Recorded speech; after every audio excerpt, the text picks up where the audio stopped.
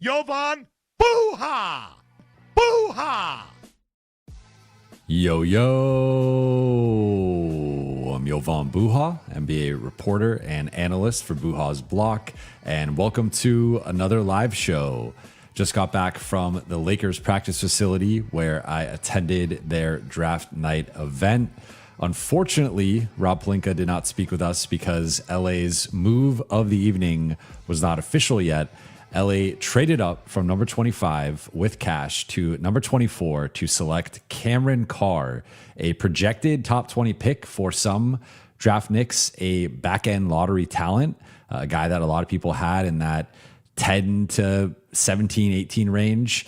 He slips to number 24. LA ends up trading up and acquiring the pick, and they add a player with incredible upside, in my opinion, someone who projects as a real off-ball weapon, both as a shooter, but also a cutter, an elite athlete, someone in that 6'5", 6'6" range with an incredible wingspan, one of the highest verticals in the draft class, and then defensively has some special physical tools that we will get into. So I want to get into his strengths and weaknesses, how he fits with this group, get into a little bit of draft stuff just in terms of some of the moves I liked, some of the things I didn't like, and what it could mean for the Lakers. I think a couple of teams made some moves that could signal some change at the center spot, and maybe that ends up playing in LA's favor. Then get into the Q&A as always. But shout out to the chat, shout out to the late night gang.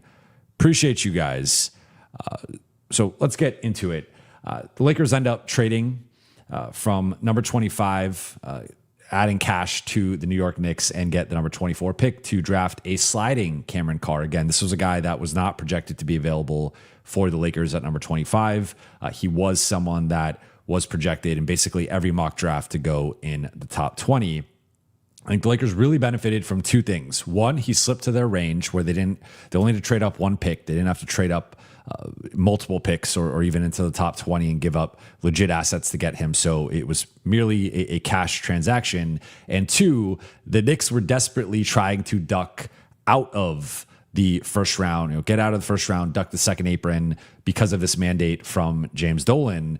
And so that ended up playing in LA's favor, where I think in different circumstances, New York just makes the pick and adds Cameron Carr because I think they could use a player like that.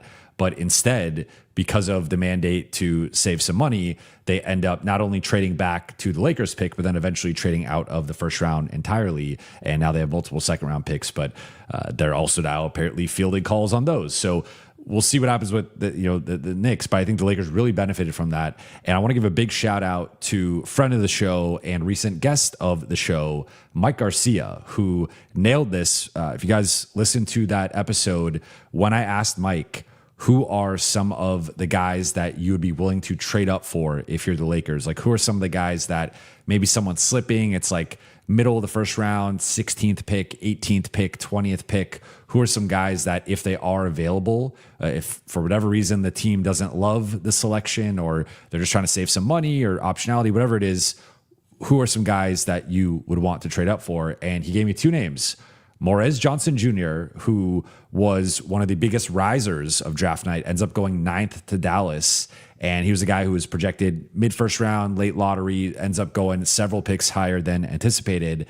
And then Cameron Carr, who is the inverse, ends up slipping, but was someone that Mike had a mid-first round valuation on. He ends up going late first round at 24 to LA. So big shout out to Mike for identifying Carr as a target, as someone who would check a lot of boxes for what the Lakers need. So let's get into his game here. So I want to talk through a breakdown and the strengths of his game before going into the weaknesses, his fit, and then some of the draft night stuff. So in terms of Cameron Carr, he is 6'5", 184 pounds. So obviously on the lighter side. He is 21 and a half years old. He has a 7'1" wingspan. So I know people can obsess over height, myself included. I said I didn't want the Lakers to draft anyone under 6'7". I did note that one of the exceptions for me on that under 6'7" list was Cameron Carr when I made that comment. So you look at him at 6'5", it's a little bit on the smaller side. He's like a big guard. However, with that 7'1" wingspan and his 42.5-inch vertical, which was the second highest vertical at the combine. That combination makes him play like a guy who's 6'6" or 6'7". So yes, technically he is 6'5", but with that wingspan, he had the largest wingspan to height ratio in the draft. So we're talking about a guy who, again, from like, there are big men that we were talking through in terms of big man options for the Lakers in this draft that don't have a 7'1" wingspan. Like, it is pretty common for some of the smaller bigs to be 6'8", 6'9", with like a 6'10", 6'11" wingspan. This dude's 6'5" with a 7'1" wingspan. So that is a special amount of length that shows up in a variety of ways within his game. So that's one of the first things, is like the physical tools are there, where yes, technically 6'4.5" without shoes, with shoes closer to 6'5.5", 6'6", but has this 7'1" freakish wingspan. So that's one of the things. Then you look at the 42.5-inch vertical, which makes him an elite finisher at the rim, an elite finisher in transition, allows him to be a high-level finisher as a cutter. So that translates in a variety of ways with his overall offensive arsenal. 8'8" standing reach, which is, again, massive for a guard. So he is this physical freak, a physical specimen that I think plays a lot larger than the 6'5" listing of him. He was a projected top 20 pick that ended up slipping to LA at 24. As aforementioned, or I don't think I'd mentioned this yet, but he shares an agent with Luka Doncic, Bill Duffy. So there's a commonality there, and there's an element of another Duffy guy now on the Lakers roster. He projects as a 3-and-D guard/wing. So one of the comparisons that people have made with him is Devin Vassell, who is similarly in that 6'5", 6'6" range, is a wiry, thin player, but also a good athlete and good shooter and a good defender. I think Vassell is a better defender than Carr at this stage of Carr's career, but like, he projects as that general mold of, he's also gotten some Trey Murphy comparisons, some Mikal Bridges comparisons, but like a smaller version of those guys, because Bridges is about 6'7", and then Trey Murphy similarly about 6'7", 6'8". So a little bit of a smaller player compared to those guys, but similarly has like that type of length on the perimeter. So that's his general player archetype. He's a good three-point shooter, shot 37.5% this past season, 40.7% on catch-and-shoot threes, which is an elite mark, and that's going to be the primary way he's used with the Lakers as a catch-and-shoot guy. Also can relocate well into those shots.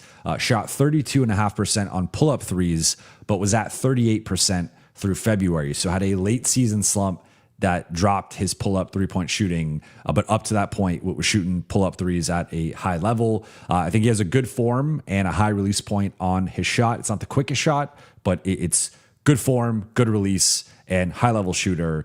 So this past season, averaged 18.9 points per game on 49, 38, 80 shooting splits. So rounding up there with the three-point shooting, rounding down with the free throw shooting was at 80.4%. That's really good shooting splits. Basically, I mean, 50, 40, 80, or right there under 50, 40, 80. Improved the free throw shooting because the free throw shooting had been a little bit lower earlier in the season. Overall, 62% true shooting. That's awesome, especially for a perimeter player. 58% effective field goal percentage, also a really high effective field goal percentage. Shot 68% at the rim. And that is something that I think really stands out because that is an elite mark for a perimeter player. And I don't think he is Derrick Jones Jr. because Derrick Jones Jr. to me is just, they're not in the same stratosphere defensively. And Derrick Jones Jr. is more of that limited shooter, off-ball cutter, operating out of the dunker spot, offensive rebound menace. Like there are some things where they're just not similar at all. Like Carr is not a good offensive rebounder, and he's a much better shooter than Derrick Jones. But there are some things in terms of their leaping ability, the long arms, the skinny frame, where I see some Derrick Jones within his offensive repertoire, and Derrick Jones was an incredible fit next to Luka offensively. And the reason I bring up Derrick Jones Jr. is because of the elite finishing at the rim and also being a legit lob threat. So that's one of the things here with Cameron Carr is you add his length and his vertical, and he's a real lob threat. Like this is a guy who can set him a back screen, back door, whatever, he can go dunk the ball. Like he's going to dunk on your head. He's going to make highlight plays. So that is something that I really like that the Lakers are adding here. Of in general, I wanted the Lakers to add length, defense, athleticism, and the defense right now with him is a bit up and down. He's a good defensive playmaker, but not an actual good on or off ball defender yet. He is developing in those areas, but he has the physical tools and he has length that you can't teach and athleticism that you can't teach. So from that perspective, like he upgrades the Lakers roster in a way that outside of a Adu Thero, they're just lacking in raw athleticism. And I think he brings that combined with some refinement with the shooting and some of the off-ball scoring that he has. So in terms of, we're talking about the shooting, we're talking about the finishing, but he can score in a variety of ways. He is a catch and shoot threat, as aforementioned. He can relocate. He can hit sidestep threes, pump, take a dribble to the side, hit that. He is incredibly dynamic in transition. He's good at attacking closeouts and getting into the paint. He's also good at coming off screens inside and outside the arc. And as I've mentioned before, a really good cutter.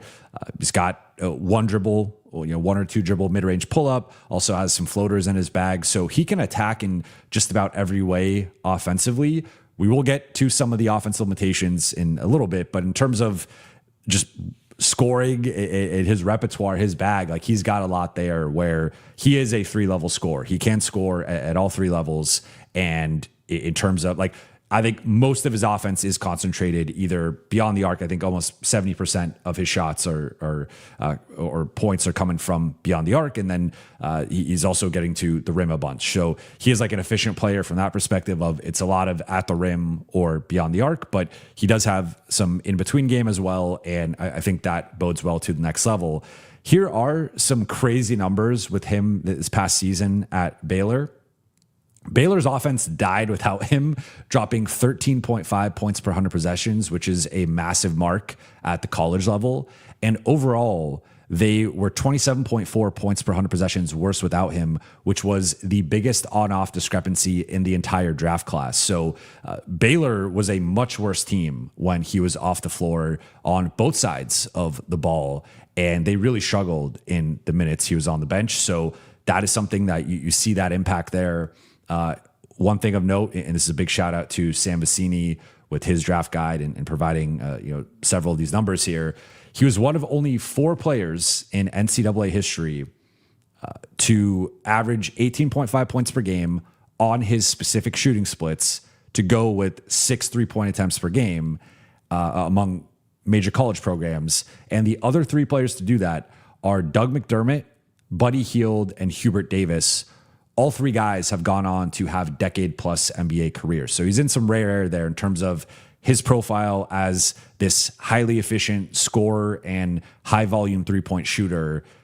Those are like the sexiest names, right? Like you obviously would hope that he has a better career than any of those 3 guys in like an ideal sense and him really hitting a ceiling.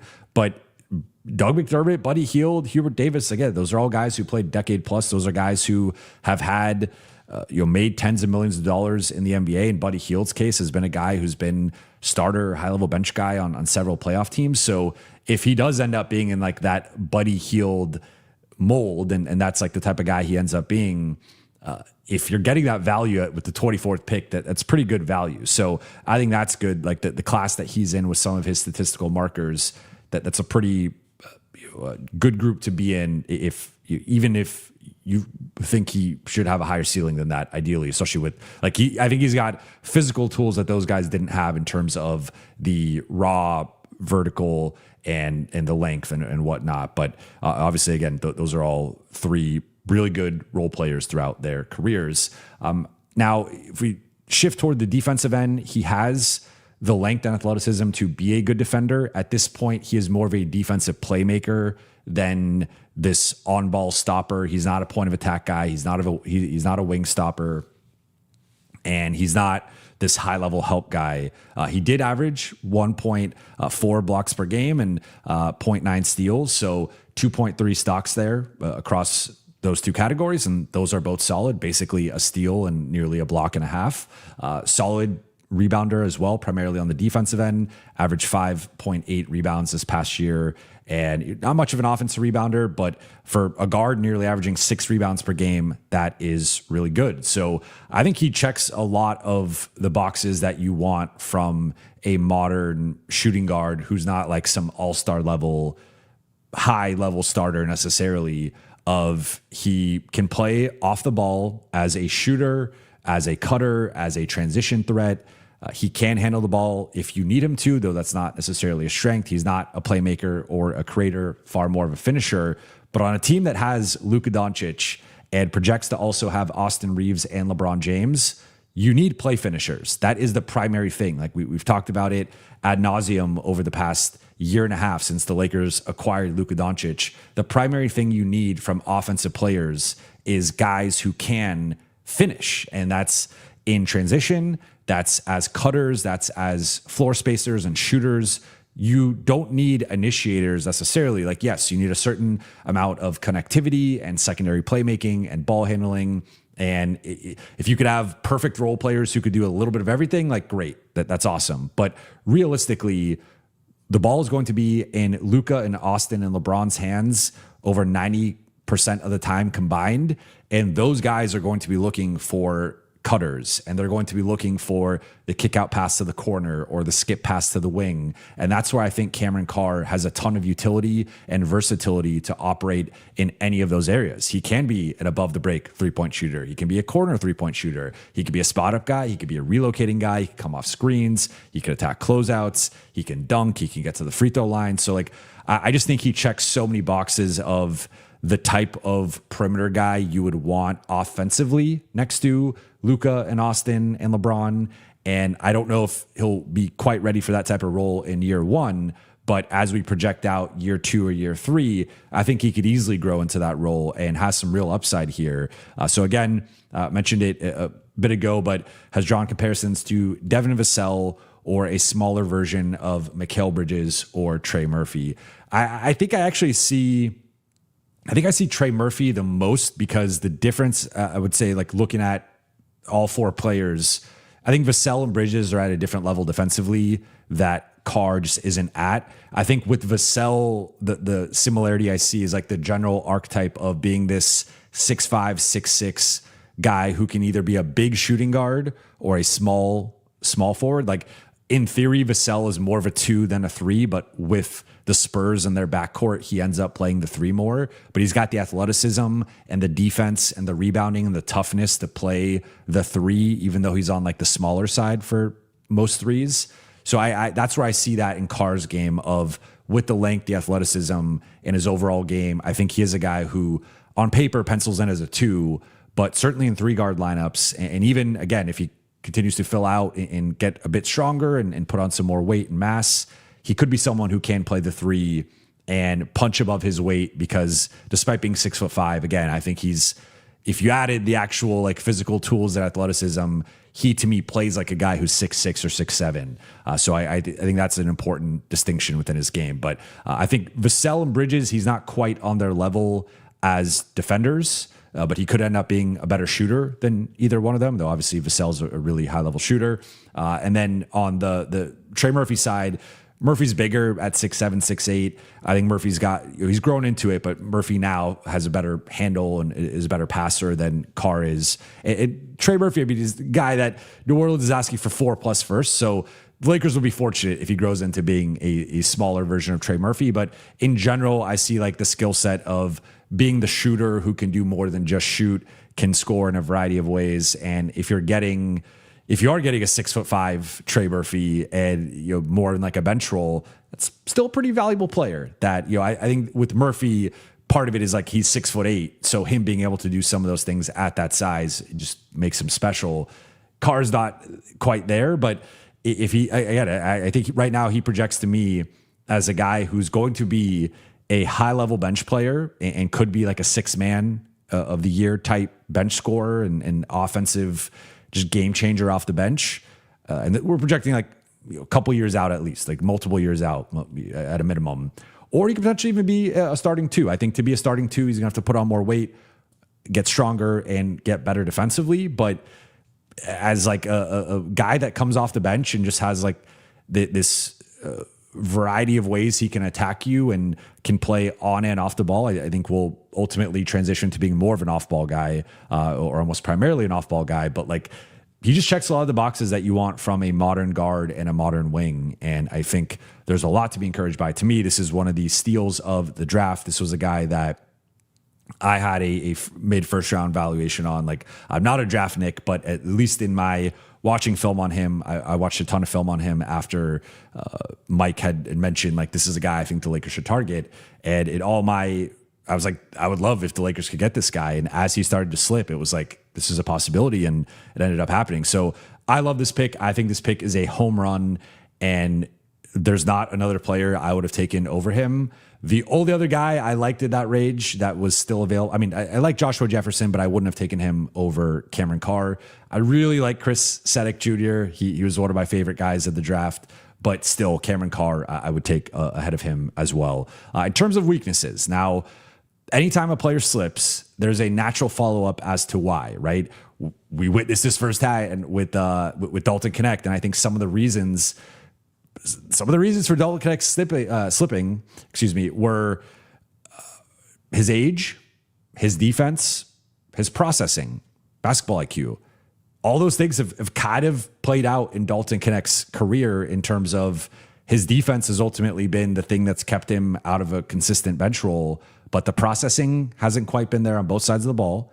And he's also pretty old. Like, he's a couple years older than Max Christie. He's older than Jake LaRavia. Like, some of these guys that on paper have already been in the league for multiple years, he's like 1 to 2 or even 3 years older than in some cases. So he's already in his mid-20s. Like, he's 25. He's a couple years away from his prime, and he still is like relatively raw and unestablished in the league. So when guys slip, there can be concerns and there can be real reasons. So I do want to talk through some of that.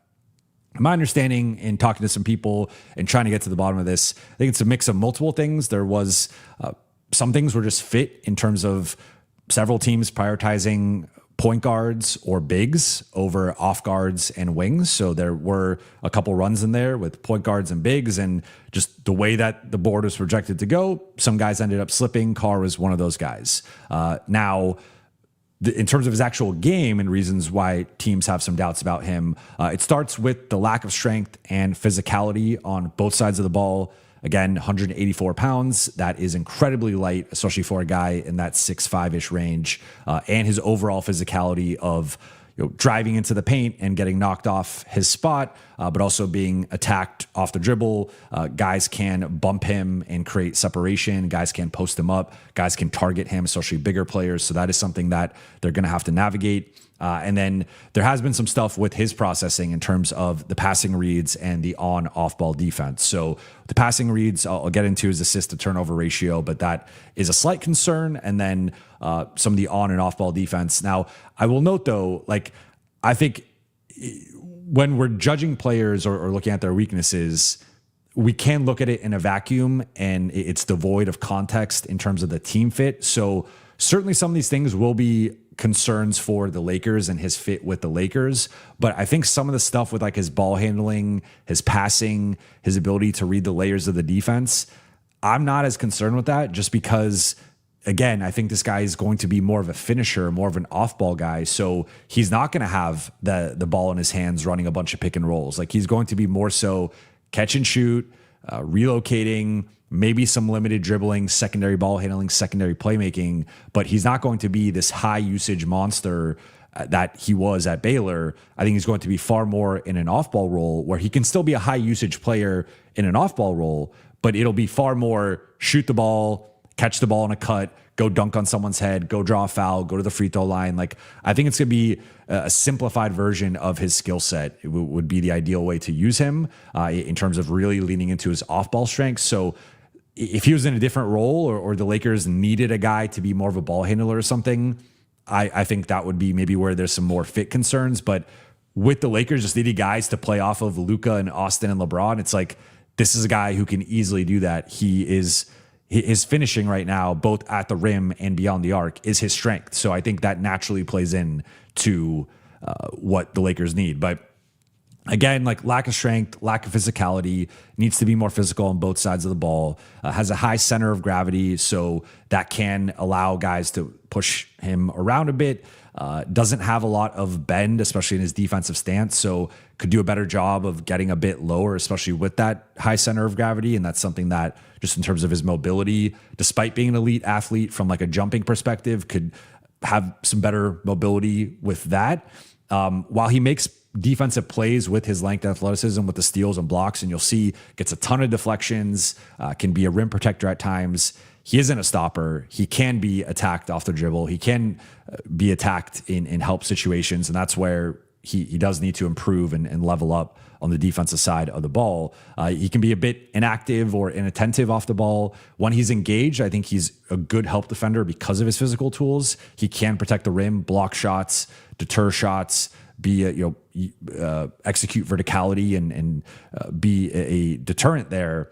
But there are times where he will not make the rotation. There are times where, or he will, he'll rotate the one time, then he doesn't rotate back to the corner or whatever. And like making multiple efforts on the defensive end can be something that he doesn't consistently do. So I think that's an area to improve in. In terms of, then again, getting bullied post ups or on drives, whatnot. On the offensive end, it's more so like, not a threat on the offensive glass, so that I don't think that's like a big deal. But in terms of some of these, like again, like a Derrick Jones Jr. Derrick Jones Jr. is a monster offensive rebounder for a perimeter guy. That's not Cameron Carr's game. He is not the best at like creating separation. So that's again where I think he's more of an off-ball player than an on-ball player. Like as a ball handler, he's more so can change pace against guys, but he's not like this quick twitch, I'm just going to blow by you and dust you on the perimeter. Like that's not really his game. Now, this is where we get into some of the processing stuff. 2.6 assists, which is solid, especially for more of a shooter and scorer than a ball handler, playmaker, but to 2.4 turnovers. So a 1.08 assist to turnover ratio. That's not good. You want that to be at least 1.5, if not more. And so, or ideally around 1.5. So he needs to improve his ball handling and decision making. There are times he can be a little bit too careless with the ball. He will commit to a read and follow through regardless of what the defense is doing. And I think that the next level for him is not deciding, oh, I'm going to the rim no matter what on this possession, or I'm taking this contested jumper here. It needs to be reading the layers of the defense. So I think that's something that he does need to improve on. Like, again, I think he's going to function more off the ball than on the ball, but you still need to be able to read the defense and how they are guarding you, how they are shifting toward you, and figuring out the proper read there. I think that's an area he can clean up and improve in.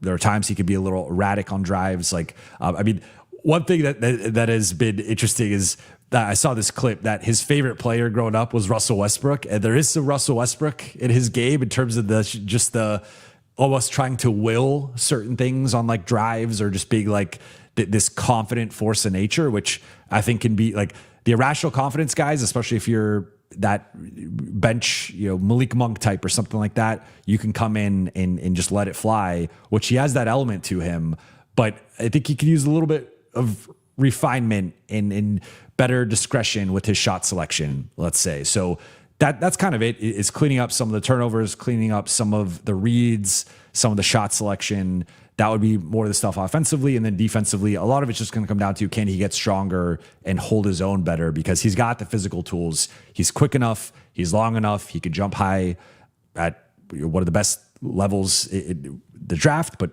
that also translates well to the NBA. Like a 42.5-inch vertical is an incredibly high vertical. So I think those are some of the things that he needs to work on. But again, I think him being more of a finisher than a creator, connector is in line with what the Lakers need. Like, yes, they need the Marcus Smart, Jake LaRavia, Luke Kennard, secondary ball handling, playmaking, connectivity, but they also need the Rui, the Dalton Connect, the Luke Kennard when he's more in shooting mode. Just go out there and like get some shots up and be a factor as an off-ball threat. So that's where I see him being an upgrade on some of those guys, but in general, just fitting in as like a guy who can shoot and can cut and can dunk and finish at a high level. And those things are really valuable traits. Like, I think comparing him to all those guys I just mentioned, he's a much better athlete overall than Rui or Dalton or Luke or Marcus, just from a sheer raw athleticism perspective and having that vertical threat and lob threat in the half court and also in the full court, like having some of those hit ahead passes from Luka or LeBron, I think that's going to translate well. So in terms of fit this season, I think his primary position will be shooting guard with the Lakers.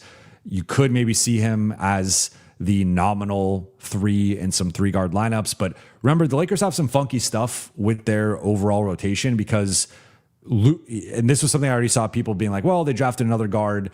Like, yes, technically they drafted another guard, though I think he can play the 3 in certain scenarios, especially as his body fills out, assuming that it does. But the Lakers have a unique dynamic where if the starters remain the same, let's just say hypothetically, and it is Luka, Austin, Marcus, LeBron, and then maybe it's a new center, but like the perimeter starters stay the same. You have Luka as the point guard, but Luka's guarding 3s and 4s. You have Marcus as the 3 offensively, but he can guard any position 1 through 3 or even 1 through 4, depending on the player. And then Austin's going to guard guards and LeBron's going to guard front court guys. But to me, because of the Lakers' unique situation in terms of Luka being a point guard who actually guards forwards and Marcus being a forward offensively who can guard guards, like they have some utility there with how a player like Carr would fit into the rotation. So right now I project him as a fringe rotation guy. I think it depends how the Lakers build out their roster, and it depends how he continues to develop, how he performs in summer league, training camp, preseason, all that stuff. But if they retain Austin, Marcus, and Luke, I think he's at best 5th in the guard pecking order offensively, where again, there's a distinction here between Lakers offense and Lakers defense, because Luke is a guard offensively, he's a forward defensively. Marcus can be a guard offensively, but I think with the starters is more of a 3, and then defensively can play a multiple position. So I would definitely put him behind Luka, Austin, Marcus, and Luke for now. I think maybe Luke, maybe he can come for that spot depending on how he defends and if he's shooting at a very high level. But for now, I would pencil him in as like the 5th guard behind those guys. But defensively, obviously, if Marcus is playing more at the forward spot and Luka's guarding forwards, like they're going to need some backcourt help. So that's not an area that's necessarily a strength for him outside of some of the raw blocks and steals and deflections that he gets. But if he can continue to work and improve on that and just level up as a defender, that could be an area where the Lakers call on him of like, this is a guy who is providing value on both sides of the ball. Because from an offensive perspective, like the Lakers, they already have Luka and Austin. Luke is one of the best shooters in the league. Marcus is that big guard who can handle the ball, be a secondary playmaker, ball handler, all that stuff. They do need some more shooting, which Carr can address, but like they don't necessarily need that archetype right now unless he's defending at a certain level. Because that's where it's like, okay, well, I think he's more versatile overall in terms of his scoring than Luke, but he already is a better defender and projects to be a better defender than Luke. So it's like, if he can really make that a big gap on defense, that could be a situation where JJ's like, depending on the roster, like they might still be limited in their 2A talent. And if he's defending at a certain level, it might be difficult to keep him off the floor. So for now, I would say maybe a 10th man penciled in, depending on how the roster looks. Maybe he gets up to 9th in like a best case realistic scenario of him hitting his ceiling, at least as like a rookie. I could see something like that. I think ideally you have a top 8 that does not feature him just in terms of your roster construction, but who knows? Like obviously if he goes out and kills it in summer league, he goes out and kills it in training camp preseason, like it'd be great for the Lakers if he ends up being a top 7 or 8 guy from earning it. But obviously in terms of building the roster, I think you still want to pencil him in as a back end rotation guy for now. And then if he goes out and earns a better spot, he goes out and earns a better spot. Like it's a meritocracy at the end of the day. Now, long term, I think he complements Luka and Austin well. I think he needs to improve defensively to warrant high minutes next to those two, because ultimately, if you have Luka and Austin out there, the other perimeter guys need to defend at a certain level. He has the athleticism, he has the length, but he needs to defend at a certain level, I think, to play like high level minutes, whether it's as a starter or as even a high minute bench guy. Like if he's playing big shifts with those two, or even potentially closing games, depending on the context, he needs to be better defensively. So that's a big thing there. But in terms of the offensive fit, I love the offensive fit with those two guys. Like he can shoot, he can cut, He's an athletic finisher. He is a weapon in transition, both in terms of getting to the rim, but also he could hit, catch and shoot or pull up threes in transition. So I love the offensive fit playing off of those guys. And again, you want finishers around your best playmakers.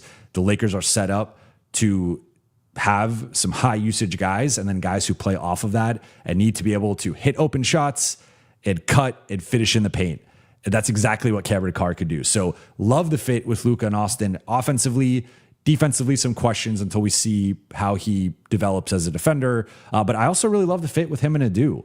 And just thinking about the last couple drafts that LA has added two high-level athletes who are above the rim, perimeter guys. And we've seen the impact that Adu has had just in his limited flashes, we'll say, throughout the season, but then even in the playoffs. And he needs to continue to refine his offensive game, improve as a shooter. But just thinking about, even if those guys just materialize as bench guys, having Adu and Cameron as two of your top 3 or 4 bench guys potentially, there's just a level of athleticism that I really like with that the Lakers have not had for years. Like, they have not had an Adu type of role player in years. They have not had a Cameron Carr type shooter who's that level of athlete in years. Like, even some might skeptically or cynically make the Dalton Connect comparison.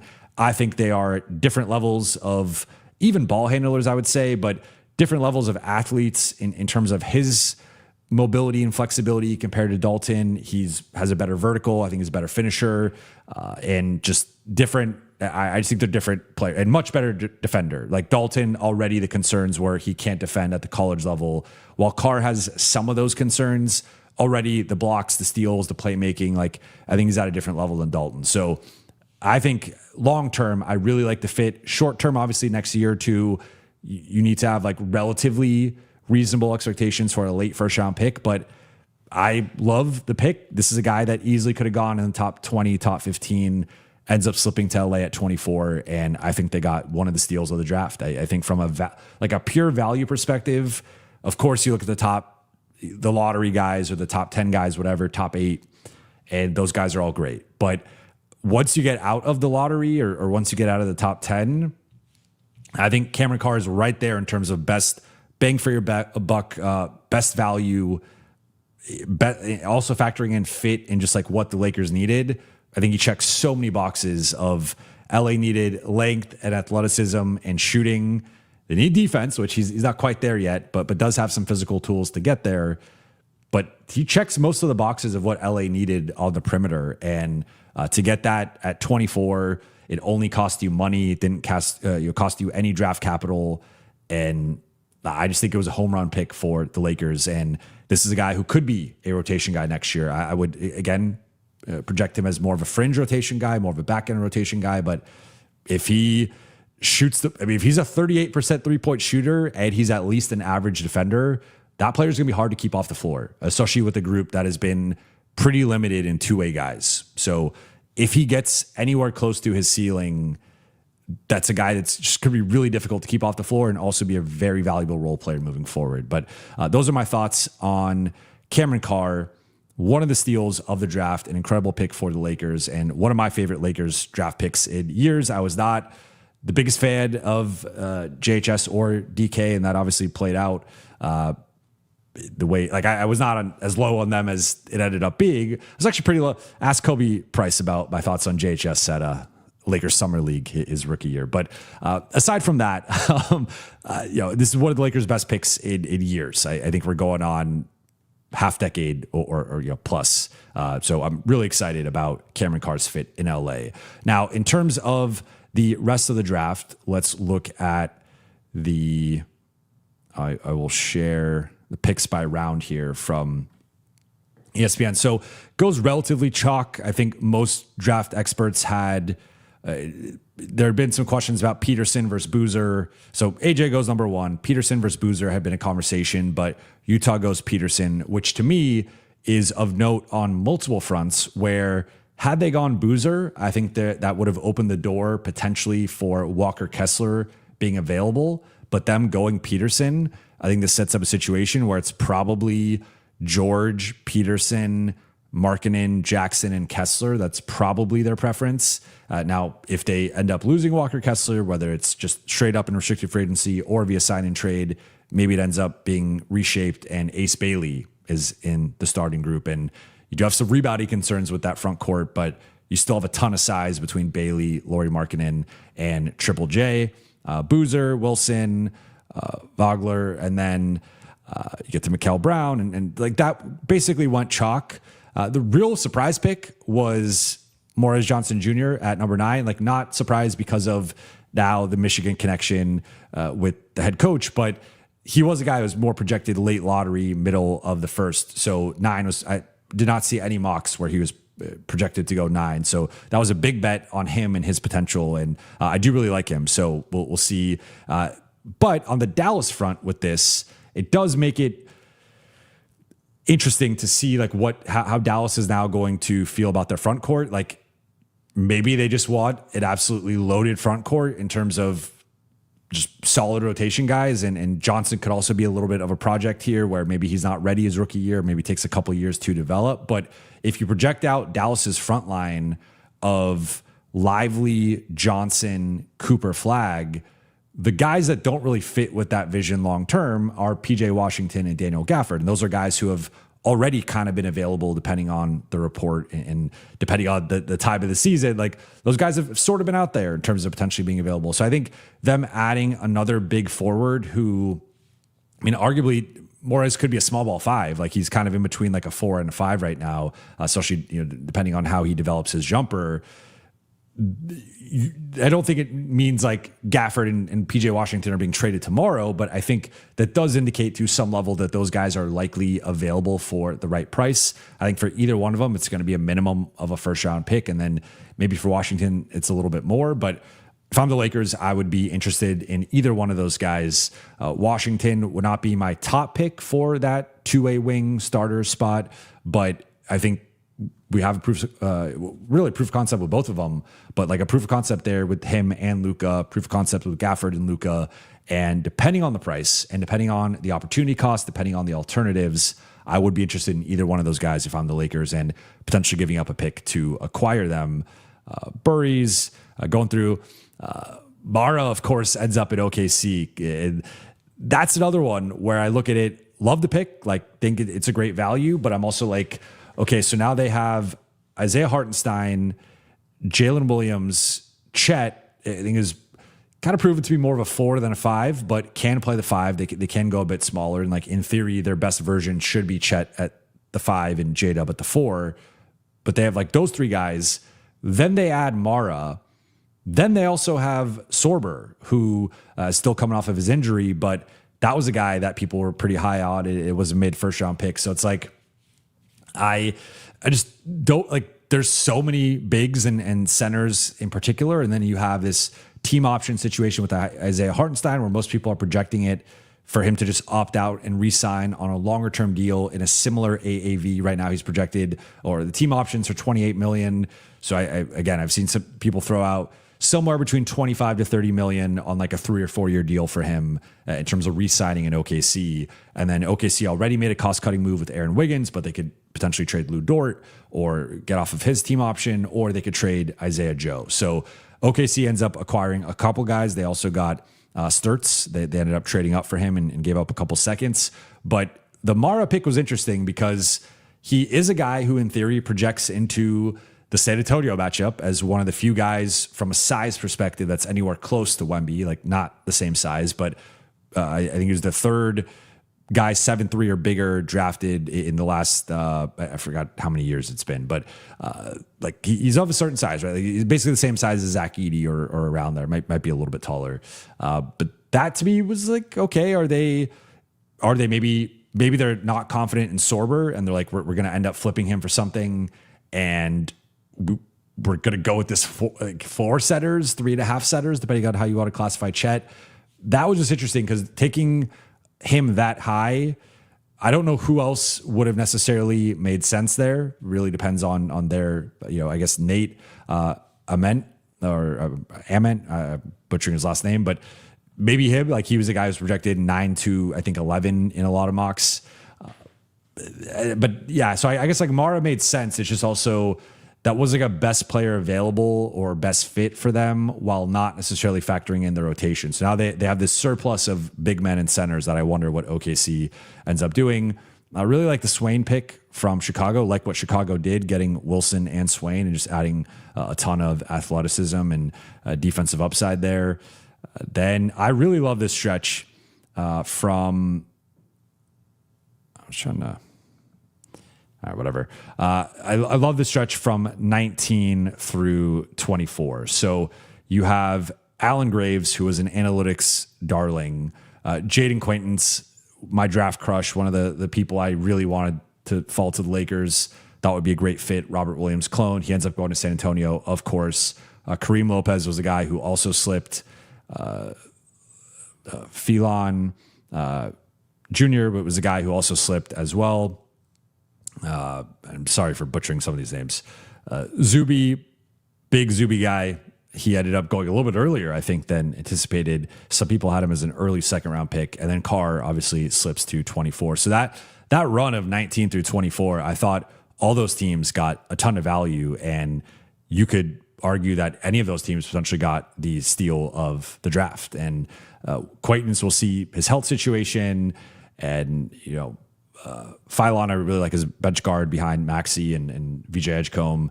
Lopez, I think, just with his international experience already as such a young player, going to be 19 his entire rookie season. Then Zuby, his fit there. Some people compared him to Okongwu to some degree with the switchability, versatility defensively, plus the playmaking. He's going to get to learn from Okongwu directly. So I just really like that stretch of 19 to 24. I thought all those teams got some great value. And then we had a ton of action at the back end of the first round because teams were trading left and right to get out of the first round to save money. So you had Denver trading out Terrace Reed Jr. to San Antonio. So San Antonio really beefing up the front line there with Reed and Quaintance. Wonder what that means for Luke Cornett potentially. Maybe they just roll with the four centers. You had I really like Joshua Jefferson dropping to 28. I thought that was great value for Brooklyn. Chris Senek, who I've talked about before. And then Koa Pete ends up going 30th. That gets rerouted to Phoenix. So relatively chalk draft in terms of, I think most of these guys were projected first round picks. Vassar ends up slipping. Isaiah Evans ends up slipping. I think there's an alternate reality where maybe Carr goes a little bit earlier, and I do wonder if the Lakers end up taking Isaiah Evans because there were some like general similarities in their game in terms of like the shooting and some of the offensive stuff that he also is a Duke guy. So I wonder if JJ pushes for that. So we'll never know, but I think Carr was the right pick. I think he should have gone multiple picks earlier, and I think the Lakers got great value out of that. So if you're the Lakers, you have to be thrilled with how the draft ended up playing out. But yeah, I do wonder with Utah, I think it signals adding Peterson. I think it's still kind of been out there. Like, would they potentially even be interested in like a sign and trade with Austin for Kessler, something like that? Because they've been interested in Austin for years. It doesn't really make sense now. You got George, you got Peterson, you got Bailey, you got your perimeter core of the future. I don't think Austin would fit there or just really make sense for what they're trying to build. So that, and then I think based on who they drafted, I think they're going to fight to keep Kessler. We'll see if the Lakers can pry him from there. But Dallas and OKC, I do wonder if Isaiah Hartenstein, if the Lakers can make a Godfather offer and say, hey, we'll give you 4 years, $30 million a year, or 4 years, $32 million a year, and really push OKC and pressure to see if they'll pay more. Like, 'cause right now they're trying to pay less next year for Isaiah Hartenstein. Like, they're trying to do it. Could they get 25? Could they get 26? And save a little bit of money? If the Lakers can force their hand and really be like, hey, we want we want to pay him $30 million, we want to pay him 32, we're actually going to force you to pay a little bit more. Like, at least test it and see how he feels about that and what OKC does. And then you have the Dallas situation of Gafford and Washington, and if those guys are potentially available. But with all that said, let's get into the Q&A. Before we do, a quick shout out to the sponsor of today's episode, Klover. Thank you to Klover for sponsoring this video. Klover is a financial app designed to give people faster, smarter access to their money without the hidden fees or predatory practices that often come with payday loans. With Klover, users can advance up to $400 before payday with no interest, no credit checks, and no late fees. Whether it's for unexpected car repairs, groceries, rent, gas, or a wild night out on the town, Klover helps people bridge the gap until payday and avoid financial stress. You could either wait a few days to receive your cash advance or pay a small fee to get it deposited instantly. Unlike other apps, there is no monthly membership fee to get in advance. Klover is on a mission to end predatory lending by offering a safe, transparent, and fair alternative. Not all users will qualify. Advances range from $25 to $400, with the average advance being $160. Express transfer fees may apply. Short on cash? Access up to $400 with no credit check or late fees. Click the link in the description so they know I sent you. Shout out to Klover and thank you for sponsoring this video. All right. Shout out to Klover. Let's get into the Q&A. First one from JV2323JV. Got some repetition there. Thank you for super chat. Why trade for Trey Murphy when we could draft him? Felt like I was watching Trey when watching his highlights. His defensive upside, which is said, has defensive upside, excuse me, which is said of Trey Murphy the third. Yeah, I mean, look, there's something to be said of if you can't draft or you can't trade for Trey Murphy, why not draft him? I think that I want to be careful with that comparison just because I think Trey Murphy is someone who is very valued across the league as maybe not quite 4 first-round picks, but I think at least 3 first-round picks. I think he has that value. And he's also someone who just is coming off a season where he just averaged over 20 points per game. And I think he's like the actualized version of Cameron Carr. So yeah, last couple of years, Murphy's been at 21 points per game. He's also a very efficient high-level three-point shooter. Last 4 years has been between 36 and 41% on threes while shooting between 6 to 9 threes per game. So he is one of the best high-volume three-point shooters in the league. He has really grown, I think, as an on-ball creator. You see the playmaking the last couple of years has become in that 3.5, 4 assist range, has also kept the turnovers relatively down. And he's just a very efficient offensive player. You look at 2-point shooting between 56 to 61% those last 4 years. And overall field goal percentage has had a couple years where he's been in the mid 40s, but is often a high 40s three-point shooter. You look at the true shooting percentage, he is always hovering around 60+% all 4 years, but between 60% and 65%. So he is as efficient of a high volume scorer and shooter as it like realistically gets, like outside of the very best players and like top 10, top 15, like all NBA guys. But I think the big difference here is, well, I mean, they're pretty similar. They both entered the league at 21, so we'll see. But Trey Murphy really popped that second season and then has continued to progress year 3, year 4, year 5. So we'll see. Also of note, Trey Murphy is 6'8", 206 pounds. So he's got 3 inches and 20 pounds on Cameron Carr. But I see the comparison. I think he does have a ways to go to actually get there. But if you squint, you can see the outline of it. And that is a very valuable archetype. So if he does become a 6'5" Trey Murphy, that's not quite as good as a 6'8" Trey Murphy, but that's still a very good player and that's still a starter. So if the Lakers got a starter or a high level bench guy out of this, which I think they will be getting, it's a hell of a pick. Ryan Lucas, thank you for the super chat. I don't know. Duffy's Carr's agent, wonder about AR now. I would not. Again, I am projecting this, him to be a fringe rotation guy. Maybe he ends up.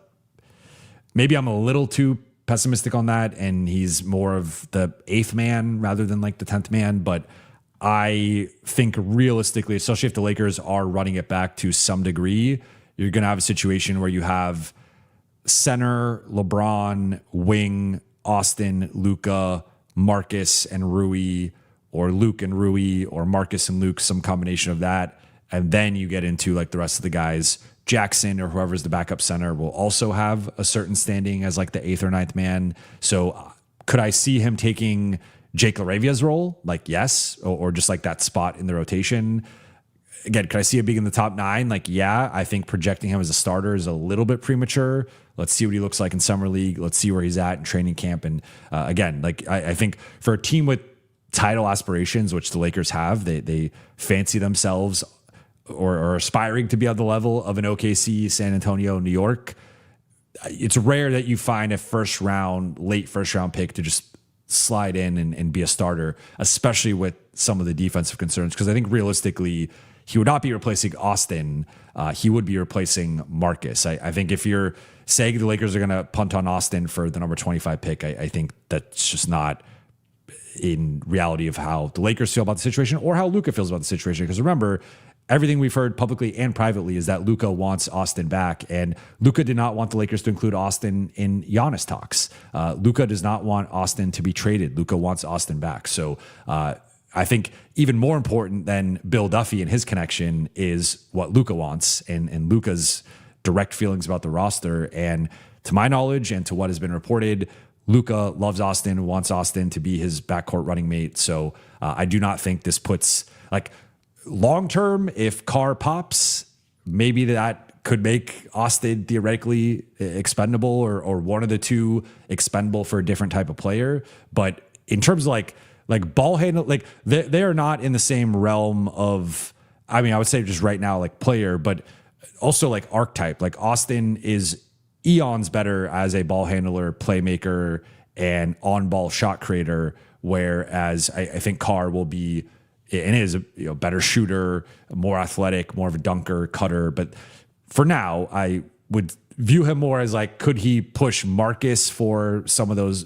Like in a best case scenario, could he push Marcus for like the 5th starter role or whoever is the 2A wing? Like ideally the Lakers plug that, get the Peyton Watson or the Herb Jones or whoever and like plug that hole where Carr has to be a bench guy. But I would not look at it that way. I think right now he's more competition for like Luke. I look at Luke as the guy of, can he be better than Luke and take Luke's spot in the rotation as the scoring/shooting bench guard? I think that's more realistic for him. Doggy Phillips, thank you for the super chat. Last year at Summer League, I got to meet Sam Vecini. Hopefully I run into Jovan at Thomas and Mack this year. Just wish I knew what days the Lakers are playing. They typically play on the first Friday of Summer League. So Summer League starts on a Thursday. They typically play that Friday because it's a giant game. It'll typically be the number 1 and number 2 pick playing each other. So this year, obviously AJ versus Peterson, and then the Lakers will follow that up. Sometimes I forget if they do Thursday night as the 1 versus 2 pick, but I'm pretty sure Friday is like the big Summer League night, and it'll often be 1 versus 2 plus the Lakers playing to close out the evening. So they always get like that 7:30 slot depending on the schedule, and it's a home game for the Lakers. That 80% of the arena is Lakers fans. I would love to meet as many of you guys as possible. For those who are going to Summer League, I will be out there. Not quite sure what dates yet. I would probably assume maybe Thursday to Monday, but could also be Friday to Monday or Friday to Tuesday, some variation of that. But I will be there for the first Lakers game, and then I will be there 2 to 4 days after that, depending on how long I want to be. I've been going to Summer League since 2012, so I've done so many variations of Summer League. I've been out there for 10 days. I've been out there for a week. I've been out there for 5 days, and like I feel like I've experienced everything you can experience. Maybe not in Las Vegas, but at Summer League, and so I'm now more the efficiency of like 2 to 3 days. Get my social time in with other media members and execs and people I want to meet, get some partying in, and then get out of there. So, yeah, that looking forward to it. But we'll be out there for Summer League. Tyler notes, thank you for the super chat. Notes, he's going to be an elite defender. I feel confident. Yeah, I mean, you see the physical tools, and even if he nets out as more of like an average-ish defender, but with the elite defensive playmaking, that can still be a very valuable, like positive guy. Like I think point with just noting some of his defensive deficiencies is he's not this. I mean, if he was like a defensive stopper, he would have been a lottery pick or like a top 10 pick, right? Like I think everyone has their weaknesses and some of the reasons why they might slip a little bit. And for him, I think there are some questions about what level of defender is he going to be, in addition to some of the strength and physicality things. But assuming, like, even putting the strength and physicality, maybe he gains 5-10 pounds. That's it. Ultimately, if he can improve as a defender in terms of his on ball and off ball, just effectiveness and processing and some of those things, I think that is just a very valuable role player. And like, so this is a guy that right now I'm probably penciling in as like a sixth man type, a high level sixth man type, but maybe he does grow into being a starter. I think the two swing things with him will be his strength and then also what level he gets to defensively. Because if he gets to above average to even good defensively, like, forget about it. He has the offensive skills to be a clear starter. And then he's in that just like high level two-way wing role player role. I don't know if he'll get there defensively. It's difficult to make that projection. If you want to be like a pessimist or a skeptic, like, he is almost 22. He's 21 and a half. So he will be turning 22 early-ish in his rookie season. So like, he is already on a little bit of the older side. I think that's probably another reason why he slipped a little bit. But regardless of where he gets to defensively, I think the offensive skill set is just at such a high level that he's going to be an effective role player. But the defense will ultimately, I think, determine whether he's a starter or whether he's more of a bench guy.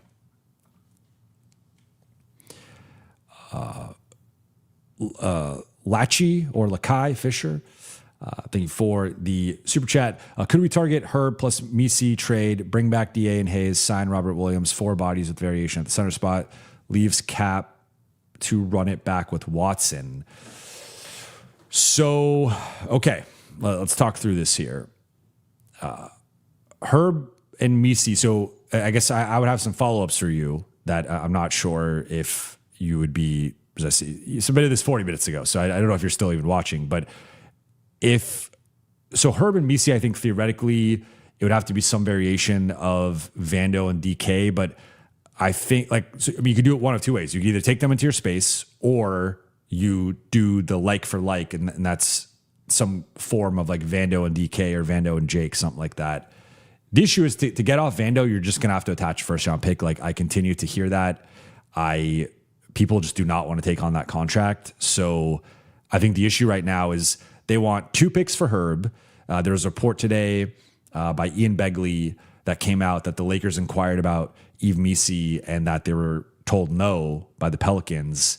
So if you have them asking for 2 picks for Herb, plus the Lakers already inquired about Misi and they said no, I don't see how you're getting those guys for under 2 picks. And then on top of that, you need to attach something to get off Vando's contract. So really, I think the only way to do the Herb Misi trade, I think it's going to be a minimum of 1 for Herb. Then maybe you could get away with like a first and like 2 swaps or something, or a swap and a second. Let's just be optimistic here for a second. Okay. But if you're adding in Jared Vanderbilt, now you have to add in the second first. You're not offset. Like, you need the first for Vando to get him to neutral value. So if you don't want to include Vando because you don't want to give up the first, then you can acquire them into space. But now if you're acquiring them into space, that's going to eat into your Watson money. So that gets a little tricky you're either basically emptying the cupboard entirely with your draft assets, and it is going to be the 2 firsts, and that might not even be enough. Or maybe it's a first and some other things, but now that is eating into your space, and like, you do have to factor that in. So let's just say, for argument's sake, the Lakers are very aggressive here and they do the 2 firsts and they get Herb and Misi, but they get off Vando. So at least, again, it's more like, you could argue it's a first to get off Vando, it's a first for Herb and Misi. That's like an optimistic view, or whatever. You do that. Bring back DA and Hayes. With DA, I would not. If he opts out, I would let him walk. If he opts in, obviously he's under contract. You can trade him immediately, but maybe they just decide to bring him back, to your point. Hayes, I'm curious to see what his market ends up being. But let's just say it's about $5 million re-signing. Robert Williams, I think, is going to be a double-digit millions guy, especially with just the state of, like, you look at the unrestricted centers out there, and someone's going to throw, like, Williams and Mitchell Robinson are easily the 2 best unrestricted free agent centers that are out there. And that could change with Isaiah Hartenstein. That could change with DA, although I would rather just have Robert Williams or Mitchell Robinson than DA straight up. But I think you're talking about like 10 to 12 million likely for Robert Williams. Maybe you could get him on the room exception, which would be a great value. But for now, let's just pencil him in at 10 conservatively. So you have 48 with... You have 52 if Hayes opts out. Then if you add Hayes in at 5, that drops you to 47. If you take on Herb and Misi, but you're getting off Vando, I think that's net.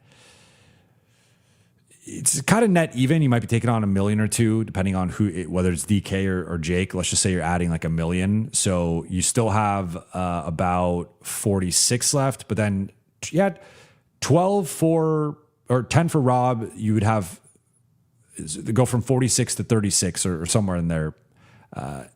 And then 36 is enough to bring back Watson. Of note here, you would still have the room exception. So maybe you keep Marcus in that case. You could keep Marcus or Luke, or maybe you get lucky and keep Robert Williams or add him with the room exception. The thing here would just be you're losing Rui and you're losing LeBron. And so you would be going into next year with some form of one of those 4 center stars. I mean, not Jackson, but either DA, Rob Williams, or Misi, depending on how you want to structure your starting group. One of those 3 guys starts. Then you have Watson, Herb, Austin, and Luka. And then your bench is 3 of those centers plus maybe Marcus, and maybe Cameron Carr is now elevated to a certain position in the pecking order. And that's pretty much your team at that point. You just have minimums left. You've spent all your cap space, but you look much different offensively. Like you still have Luka and Austin. I would not classify Misi or Robert Williams as like high level offensive players. They're obviously good finishers. And then you do have Watson and Herb as like, it's definitely more of a building around Luka build. And it is like you're basically saying we're moving on from the Luka and LeBron era to solely the Luka era. We are building around Luka, and it's not that front court leaves a little bit to be desired from a shooting perspective. Like Watson shot 41% this past year, but I think there are some open-ended questions as to like if he can replicate that. Was it a career year, or is that just like the shooter that he is for the rest of his career? Herb obviously has been a low 30s shooter and vacillated the last few years. And then you have a non-spacing big, although Robert Williams started to shoot some quarter threes and expand a bit his range. So maybe you start Robert Williams and keep him 20, 22 minutes a night, and you go that route. So I see the vision. I think this is definitely, it would definitely be a difficult decision for LA to just be like, we're moving on from LeBron and we're going to the next era. I don't think they're quite at that level or at that place right now. I think they do want to run it back one more year with him, but this technically works in the cap. That this could work. And this would be, you're getting your wing defender in Herb, you're getting your 2-way guy who can grow into a bigger role in Watson. You have a center by committee. I would almost prefer to, at this point, even just get off DA and see if you could keep like Luke at that point and just have like a little bit more perimeter depth at that point. But I'm if you can't get the elite center, I am more open to a 3-headed or even potentially 4-headed committee. It's tough to play 4 centers every night. I think it would probably be more of like a 2.5-man committee, because I don't even think you're going to play 3 centers every night necessarily, unless someone's in foul trouble or it's just a really bad matchup for one of the guys. But yeah, I see your vision. I see what you're going for. Atina. Thank you for super chat. Idiots calling him combo guard. He's a wing and guard, plus can be 2-way. Yeah, I know. Again, I want to reiterate that I said Lakers need to draft someone 6'7" or bigger, with one exception, and the one exception I noted was Cameron Carr. That was someone that I was okay with them drafting because he's 6'5" with the 7'1" wingspan and the elite athleticism. So again, I think he played like. I know, like some guys play bigger than they actually are. Like I think Robert Williams is a great example of this. So Robert Williams is 6'9", but he's got I think like a 7'5", 7'6" wingspan. So like Robert Williams out there functions more like a 6'11" or 7-foot guy. And even then, there's a lot of 6'11" or 7-foot guys who don't have the 7'5", 7'6" wingspan. So he's just a freak from that perspective with how long his arms are, just his overall physical tools. It's similar to Cameron Carr from a guard perspective. So yes, if you're just judging him off of 6'5", like that is typical shooting guard size, but you add in the vertical nature to his game and the long arms with the 7'1" wingspan, and it just takes him to a different level from a physical profile. So I view him more as a big shooting guard / small forward, but I do view him more in that like 6'6" range, maybe 6'7" if you want to be a bit generous. But even then, I think he's going to be more of a big shooting guard who can scale up and play the three if necessary. And that's where I think the Vassell comparison or a smaller Bridges or Murphy makes some sense from just like a general archetype and utility perspective. So yeah, he's not a combo guard through the lens of, I think combo guards to me are more in that like 6'2" to 6'4" range. And combo also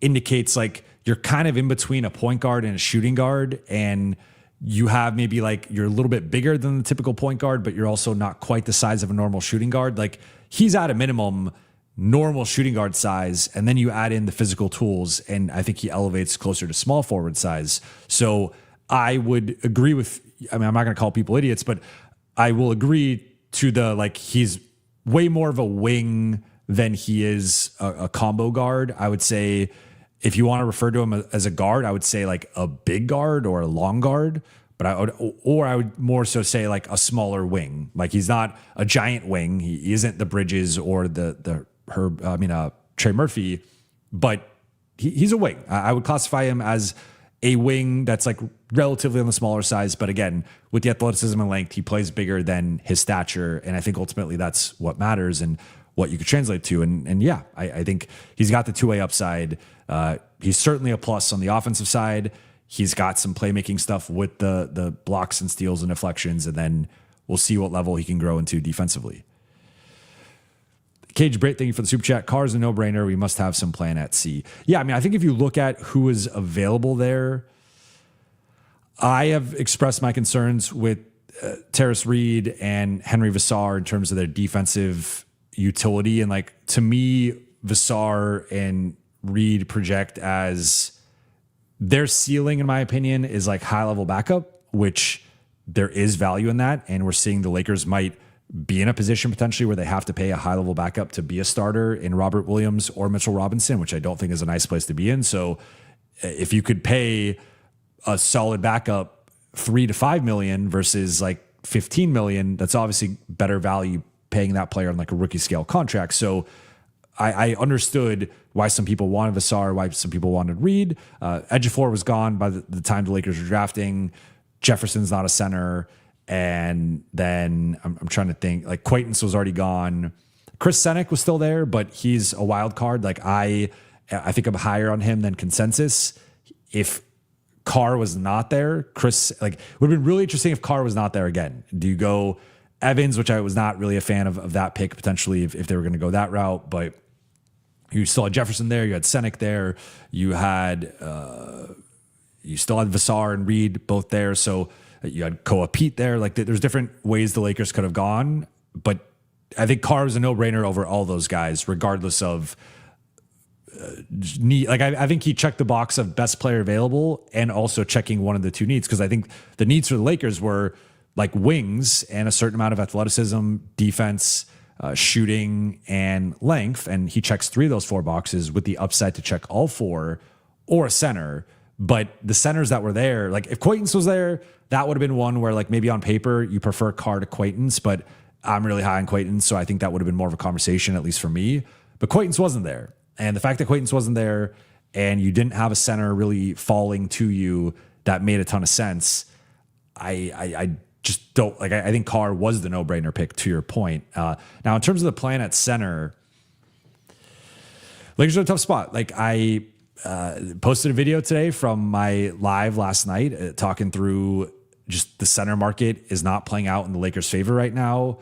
It's not even a shot at the Lakers. It's more of breakdown of the current circumstances where like I think the Lakers have had some things go against them that are partly out of their control, partly in their control. Like they could have taken on Nick Claxton, and I made the point last night, and I will continue to make it, that like if you don't like Nick Claxton or don't like his contract, like that's understandable. I think I'm higher than consensus on Nick Claxton and think his contract's fine, especially with it declining and being only 2 more years left. But if like they could have done what Chicago did, it would have impacted their cap space, and it would have likely cost them one of Luke, Marcus, or Rui.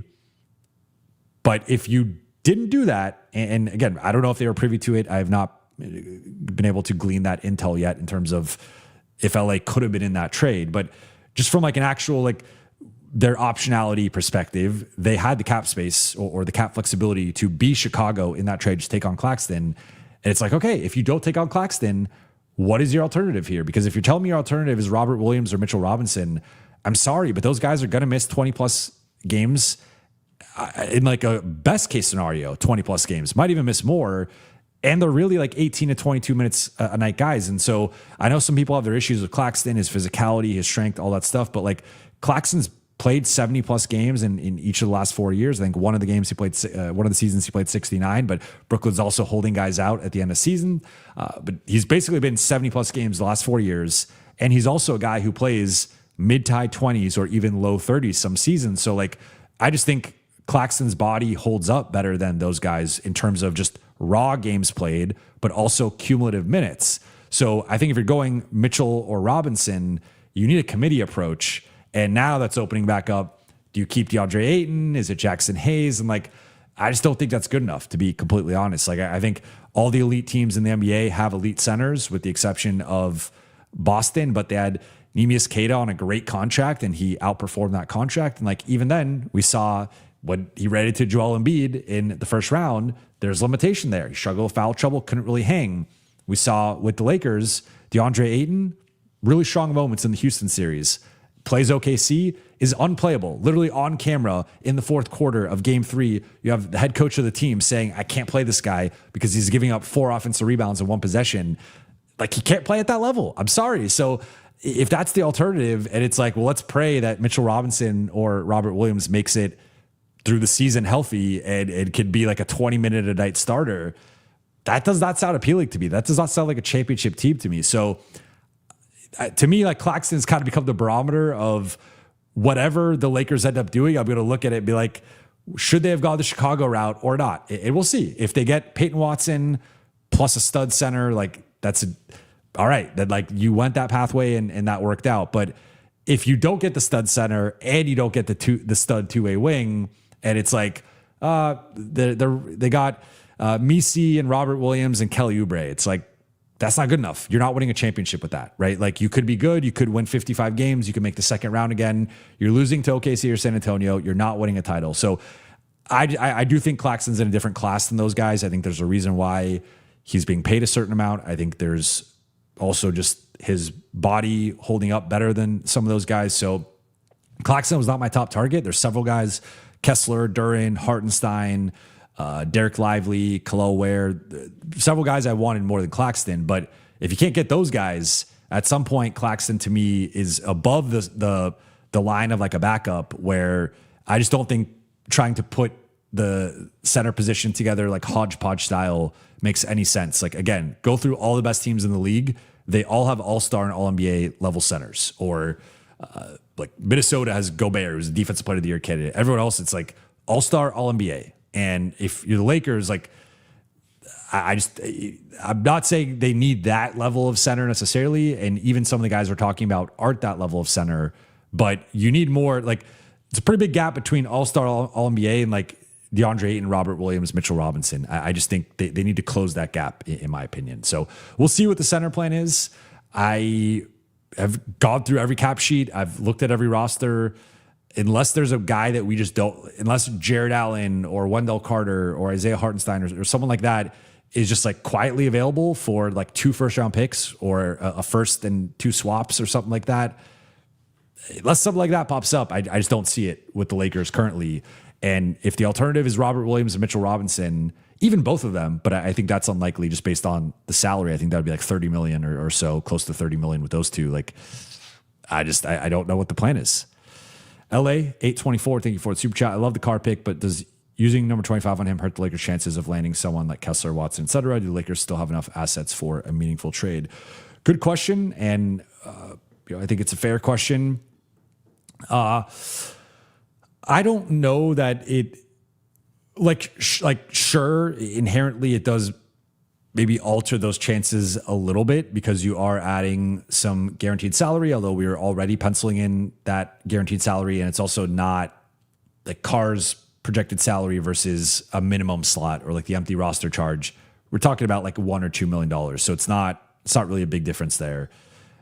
It does change the calculus in terms of if the Lakers are 100% committed to him and will not include him in a trade, then that is an asset that's off the table. Like when we have talked about the whole concept of Lakers have 3 first-round picks is the Lakers have access to 2031 and 2033, but they also have the draft night where they can make a move and potentially flip that pick. So the fact that they did not and drafted, like I do think Carr slipping and him being projected as a top 20 guy, like maybe there were some teams that like maybe I'm just like I'm trying to think of, well, let's see who's like the, all right, let's say, so Miami drafts at 13, right?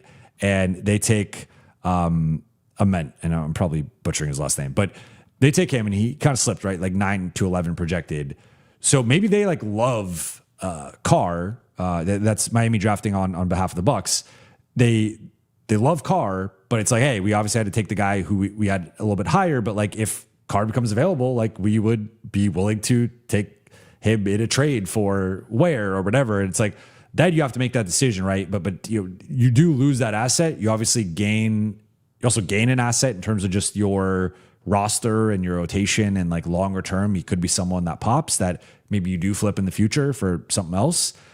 But I guess technically, like, yeah, I think what's really going to affect whether the Lakers have the chances of landing one of these guys is which route do they pursue, right? Like, do they go above the cap or under the cap? I think it's trickier to add one of these guys above the cap. It is technically possible. I did a mock cap sheet where I had the Lakers add Walker Kessler plus run it back.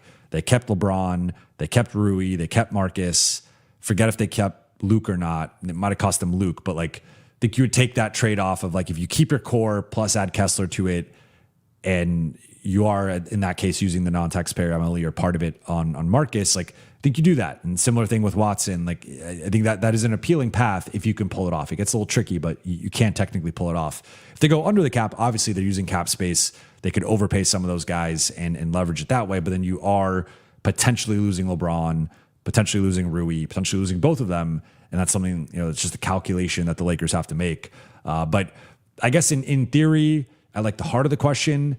Technically, yes, if the Lakers love the Carr pick and they're taking him off the table in terms of a trade asset, that is one fewer asset that they technically had prior to making that pick. But I think realistically, it probably was going to be them not trading all their picks, and it was going to be more so one of the future couple picks if they did not trade it on draft night or agree to something going into it. Like once they actually made the pick, it seemed far more likely that they were just going to keep the pick, especially once they got a value on it. So I think prior to them making the pick, it still was in the realm of possibility that they could flip the pick. But the fact that they got a guy that I'm sure once we hear from Rob Pelinka, they loved and did not expect to be there, it was just too good to pass up. And they wanted, like, getting Carr. I mean, dude might make probably $3.1, $3.2 million this year. You could be getting if you're getting a rotation guy making $3 million, like that's incredible value. So, yeah, it does probably change things a little bit, but the Lakers still have the other 2 future picks that ultimately it's on them whether they want to include or not.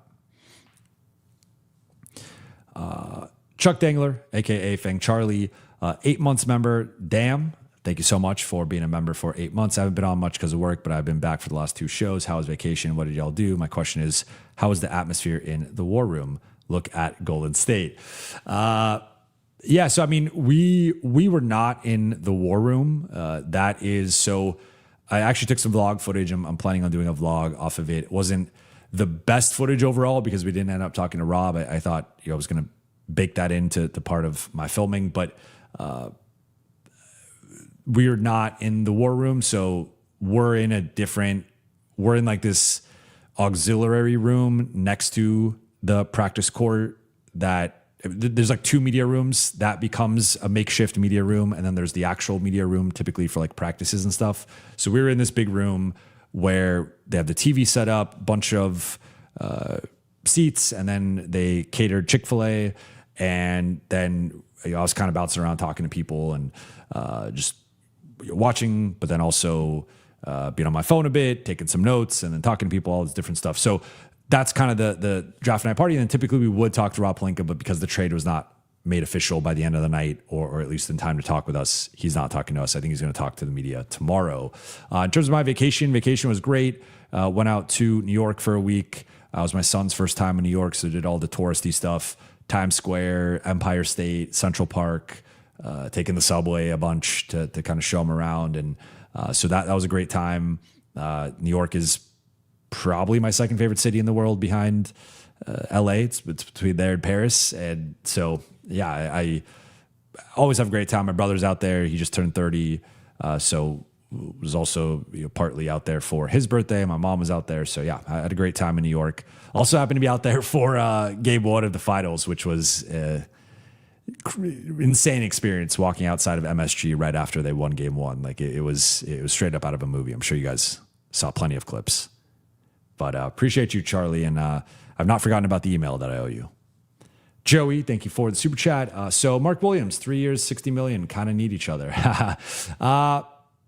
I would say for me, Mark Williams, he technically is in like the fringe starter zone. But if you look at, I think now he is kind of reaching the other Williams, the Robert Williams, Mitchell Robinson realm of he's never played more than 60 games in a season. He just played 60 this past season, but his first 3 seasons, he was between 19 and 44 games. So we have an extensive injury history here where like the Lakers, for all the flack that they caught for rescinding the trade, and you could even argue like you probably would rather have the compromised version of Mark Williams compared to like Dalton Knecht.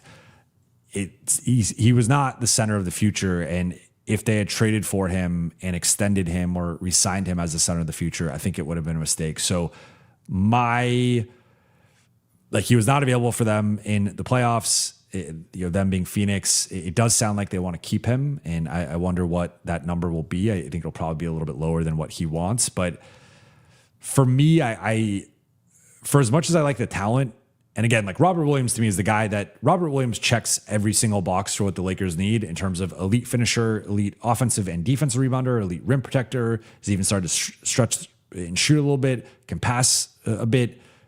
He checks every box. It's just he can't stay healthy. Similar thing here with Mark Williams, where I don't even think he checks those same boxes. I think there is some Ayton in his game with the low motor.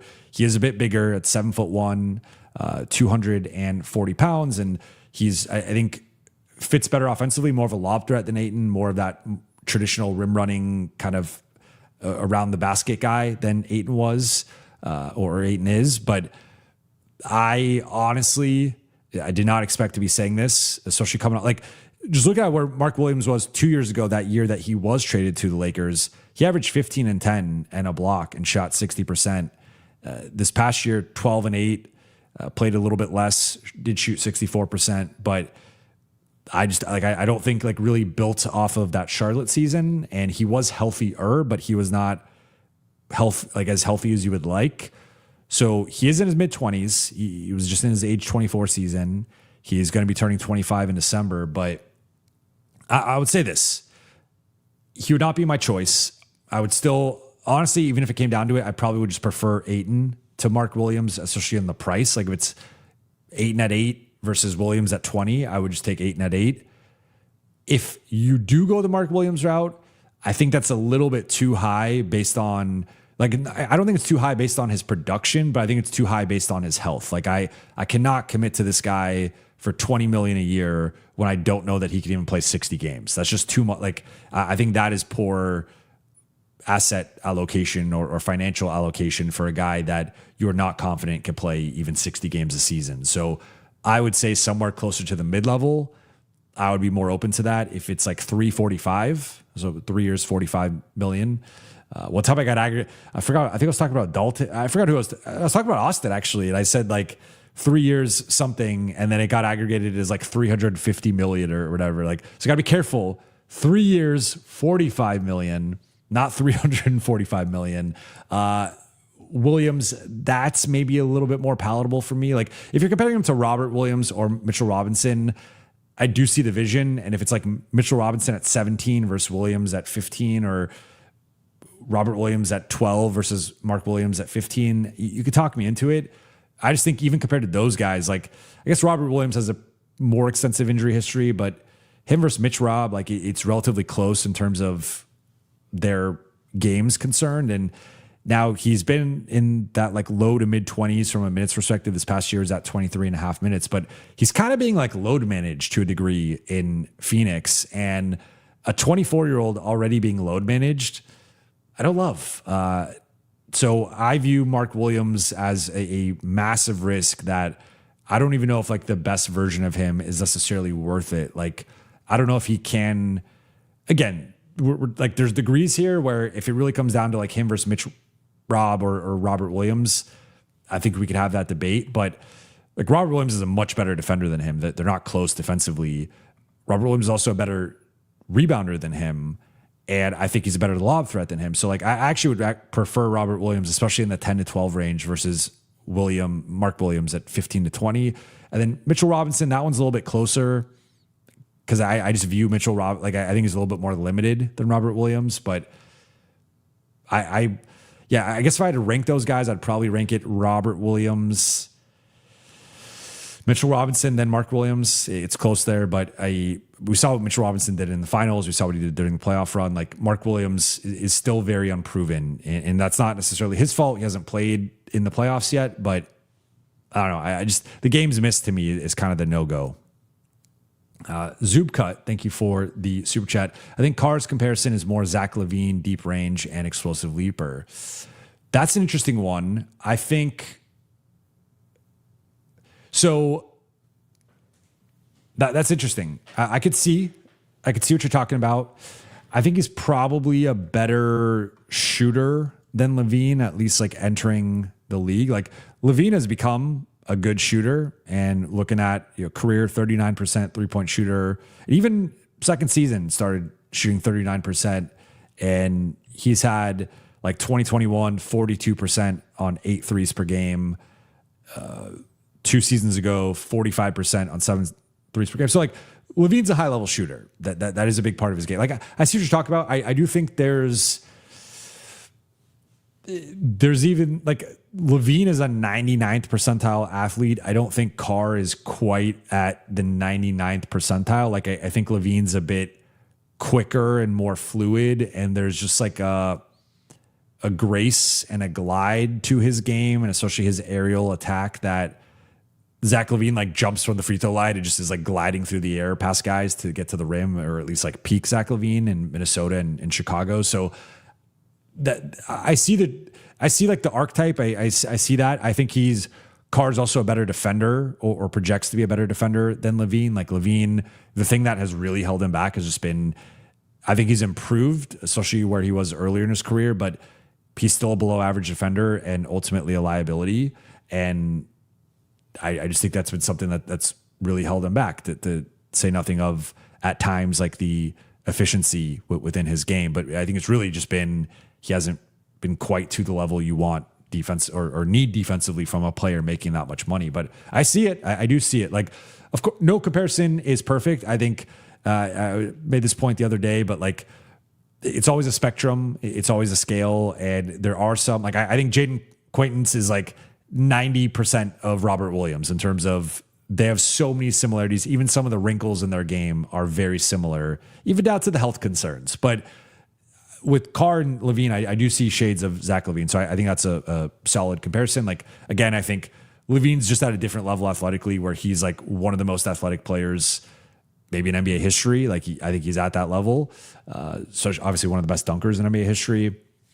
And I think he's got a little bit more fluidity and like grace to his game. I think he's also at a different level of ball handling and shot creation than Carr is. But there are certainly some similarities with the range, with the explosiveness, with the athleticism. I think Carr's a little bit longer than Levine and projects to be a better defender. So those are some of the nuances within the comparison. But I see what you're saying. Original Pie Man with the got the Justin Champagne logo here. So thank you for the super chat. Justin Champagne to the Lakers. Thoughts? I would like that. I'd be open to that. I think it just depends on what the cost is. If I'm Washington, I think he fits what they're doing. So that's something that I'm looking up. I believe he is an restricted free agent, but he might be one that is relatively gettable. I just double checking this. I believe, of course, Spot Track is not working for me per usual. Only when I stream, Spot Track just does not work for me. But yeah, he's got two team options, which I think if you're Washington, you pick up. He's making 2.7 and 3. So I forgot if he was a team option guy or an RFA. He is someone that, I mean, if they're picking up the team option, that's a hell of a value, 2.7. Yeah, I mean, if you could get him, I don't think he's worth a first, but if there was any way to, like, if you a swap and a second or something, or because Lakers just don't, it'd be great if you could throw in 2 or 3 seconds to go get him, but Lakers just don't have that. So maybe you can make a separate move where you get a couple seconds and you throw 2 or 3 seconds at Washington for him. But yeah, I would really like him. To me right now, he's more of like a solid rotation guy to maybe on the upper end, like high level bench guy, but I don't know if I'd quite want him as like the starter. And I'm not saying you're saying that, but like I would say I could see him being in the top 9 easily for the Lakers. And he's not to the level of his brother, but I think there are some things that he does better than his brother. Like he's not, I think a big thing is he's not the shooter that his brother is. Like he's had these flashes. Rookie year shoots 36%. Next year shoots 20%. Next year shoots 29. Then 2 years ago, 38. This past year, 32. But he's a strong rebounder. He's a multi-positional defender, decent defensive playmaker, and just does little things like very efficient, shot 50+% last couple of years, efficient 2-point guy. So yeah, I like Champagne, and that is, again, not like a headlining move for the Lakers, but they do need to find some singles and doubles. And I think he would check that box that if you could get him for, I would say his price is probably a little inflated just based on how great the contract is. If you could get him for 2 seconds or something, like I would do that in a heartbeat. It's just Icon. Thank you for the super chat. Any way to get a 30s pick for Vassar? Yeah, the Lakers can. I don't know. So I haven't seen. I have not seen the amount that the Lakers paid. I don't know if anyone. I don't think that was reported. I could be wrong. I don't in that stuff. Sometimes leaks, sometimes doesn't. But I think there's always there's actually a salary cap technically for buying picks, and I think it's 3 to 5 million. I don't. Yeah, I don't. If you guys know in the chat, if you guys saw it, I didn't see. I mean, yeah. Omar is asking. It is in the millions. I just don't know. Like, basically, you have a budget to buy picks, and I don't know if the Lakers spent their entire budget with trading up. I would assume they still have a little bit left, but I think you can.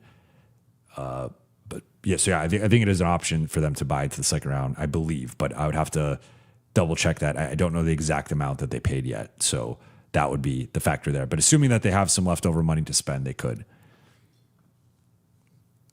Lester, So people are saying 3.4. If it's 3.4, I'm pretty sure that's close to. So okay, so I think Keith Smith has it. 1 second. There's a lot going on, so I did not catch how much the pick was. I know they're hard capped at the second apron, but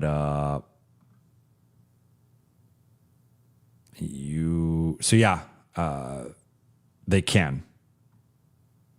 So yeah, the Lakers can buy a second round pick.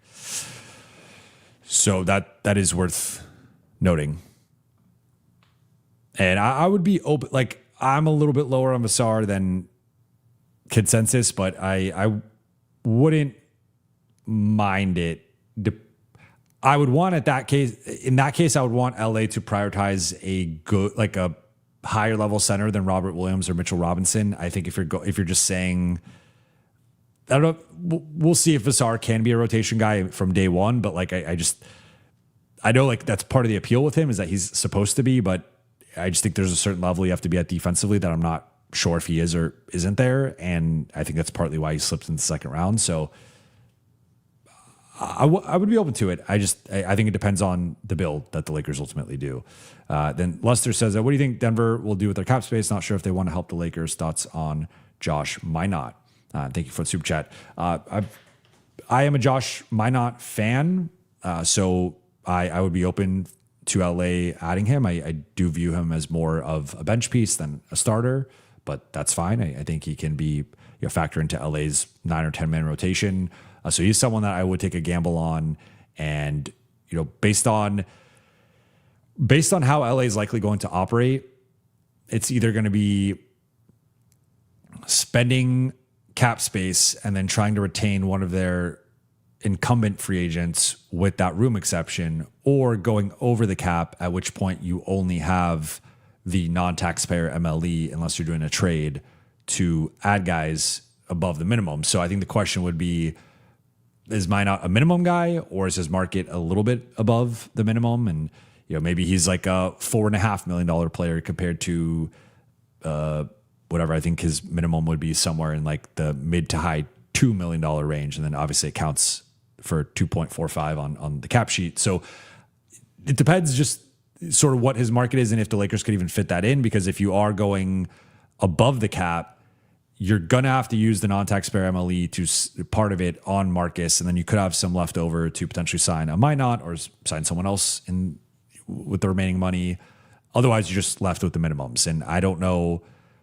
I think he is someone who's going to have fans around the league. And if someone does have the flexibility to potentially use the biannual exception or part of the non-taxpayer mid-level exception to get him a little bit above the minimum, again, not necessarily by much, but like potentially by a little bit, that could be a factor that differentiates whether you get him or not. So that would just be something of like what the Lakers roster building tools are and where he fits into it.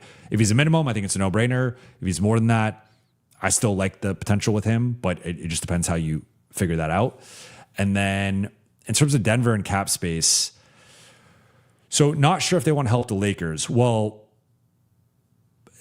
I think you could almost flip this question and be like, do the Lakers want to help the Nuggets? Because I think they do not want to help the Lakers get Peyton Watson. Like that's the thing that I've seen some people be like, well, Denver has not traded Christian Brown. They've not traded Cam Johnson. That means Peyton Watson's going to be available. He's going to the Lakers. Like, I would say pump the brakes on that for a couple reasons. One, they still have plenty of time. They still have a week before the offseason starts to get off of that money. So it's not like they're up against some deadline yet and they haven't done it. They have a week to figure this out. Two, aside from the Lakers, Brooklyn and Chicago both have enough cap space to take on. Brooklyn could take on either of those guys. It doesn't really make sense for them to take back Cam Johnson, but they could take on either one of those guys. And then I'm pretty sure Chicago, depending on where the number's at, could take on either one of those guys as well. So they could still incentivize one of those two teams to take on Christian Brown or Cam Johnson. I think if it's up to them, it's going to be get off Christian Brown. I'm actually higher on Christian Brown than Cam Johnson, just from a defensive utility perspective. He's younger. His contract is longer and more expensive. So that's the downside with him. Cam Johnson is the better offensive player, the better shooter, but Christian Brown had 3 good shooting seasons. He had a really bad 4th shooting season. I'm going to bet on him being the guy he was the first 3 years rather than this 4th year, but also shot well in the playoffs against Minnesota. But that aside, like I think the question is more so, will the Lakers help them out, and would the Lakers be interested in Cam Johnson or Christian Brown? Because I don't think they're going to help the Lakers get Peyton Watson. Maybe the one scenario would be like if the Lakers are emptying the clip and they're like, hey, here's 2 picks for Peyton Watson in a sign and trade. Maybe Denver considers that and tries to use those 2 picks to go reshape the roster in a different way. But I think right now they're in the mode of getting off of Cam Johnson or Christian Brown. There are 3 obvious targets in terms of trade partners with the Lakers, the Nets, and the Bulls. And you should be getting an asset back for taking on one of those guys. Like at a minimum, it'll just be dumping one of those guys.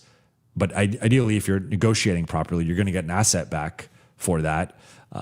So I would say until Brooklyn and Chicago don't have their cap space, then like that changes the conversation, right? Because then the Lakers have a ton of, like, they already have some leverage here, but they have a ton of leverage in that case. If it's like Chicago signs somebody or signs multiple guys, Brooklyn signs multiple guys, then the Lakers can go to them and be like, hey, we want X attached to either one of those guys if LA considers taking them on, or they could just be like, hey, we want Peyton Watson. We're going to sign him to X. Like, you can't afford to keep him, and let's figure out some sort of sign and trade. So I think we're a little bit away from that.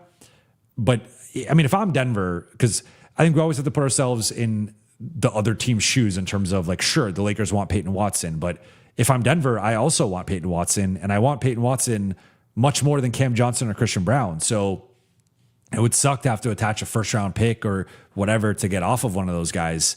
But it's also like, if you lose, like, you still have Jokic in his prime, you still have Murray in his prime, Aaron Gordon is starting to fade, and we just don't know how long this window is going to go for. So you got to act quickly. And if you lose Peyton Watson, that's a pretty big step back for a guy who was clearly their 4th best player last year, and at times even their 3rd best player, arguably. So I would say that, I would say 4th. I want to be fair.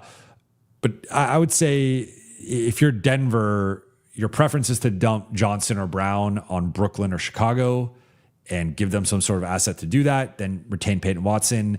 If it really plays out where they cannot dump those guys, then they're in a tricky situation where the Lakers can potentially force their hand. But I also wonder if I'm Chicago or Brooklyn, I'm also interested in Peyton Watson. So like there could be a little bit of a bidding war there where the Peyton Watson price gets amped up a bit. Now the Lakers have more cap space to play with, so they can ultimately get that number higher. But I don't think you want to pay Peyton Watson $40 million or even $35 million. Even 30 is like borderline for me. So that's probably the most I would pay. So it'll be interesting to see how that plays out. But Denver has a week here to figure it out, and they still have 2 teams that have cap space that theoretically could function as a way station to just take on contracts. So until those options are off, the Lakers have leverage, but they don't have the ultimate leverage yet. If it gets to that point, though, maybe they're able to pull off Peyton Watson. Frankie Ocean, thank you for the super chat. I do not see, love the username and the logo, but do not see a question here. So if you have a question, drop it in the chat.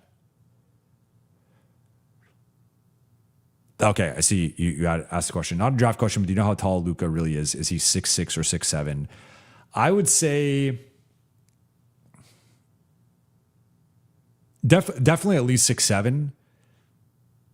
I'd say if I had to make as educated of a guess as possible as like actually standing next to Luka and talking next to Luka, I would guess like 6'7.5". But I would say he's a legit 6'7". But somewhere between 6'7", 6'7.5". So obviously, depending on the shoes he's wearing, if he's in slides or if he's just in socks or if he's in shoes, like that can be a range of like maybe 6'7" to 6'8". So I would say with shoes, I would say he's a legit 6'8", 6'7.5" to 6'8", and then without shoes on, probably closer to like 6'7" maybe 6'7.5". But it is. I have a pretty good height radar just from being tall myself, but also being around and in NBA locker rooms for 15 years now. So I would say Luka is somewhere in that. Again, like I would estimate him at like 6'7", 6'7.5" would be maybe 6'7.5", we'll say, to be safe. That would be my height estimation there. But like with shoes on, probably 6'8". Pale Fox notes, Luka is 6'8" with an 8'10" standing reach. That is a big standing reach. So yeah, I mean that checks out to me. And again, there's height or with shoes, without shoes. I think with shoes he's a 6'8". Without shoes might be closer to 6. This is an official measurement from Pale Fox. Luka was 6'8" without shoes. Okay, maybe I'm desensitized to the height of guys, but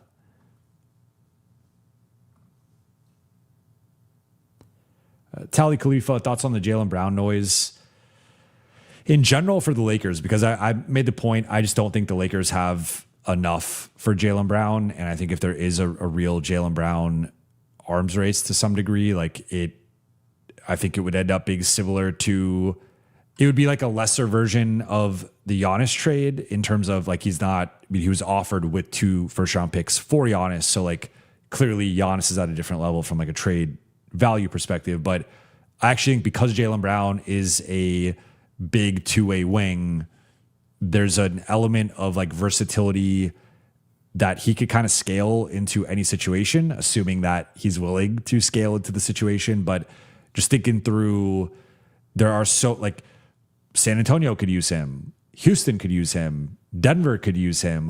There's basically every team could theoretically use a two-way wing of that caliber.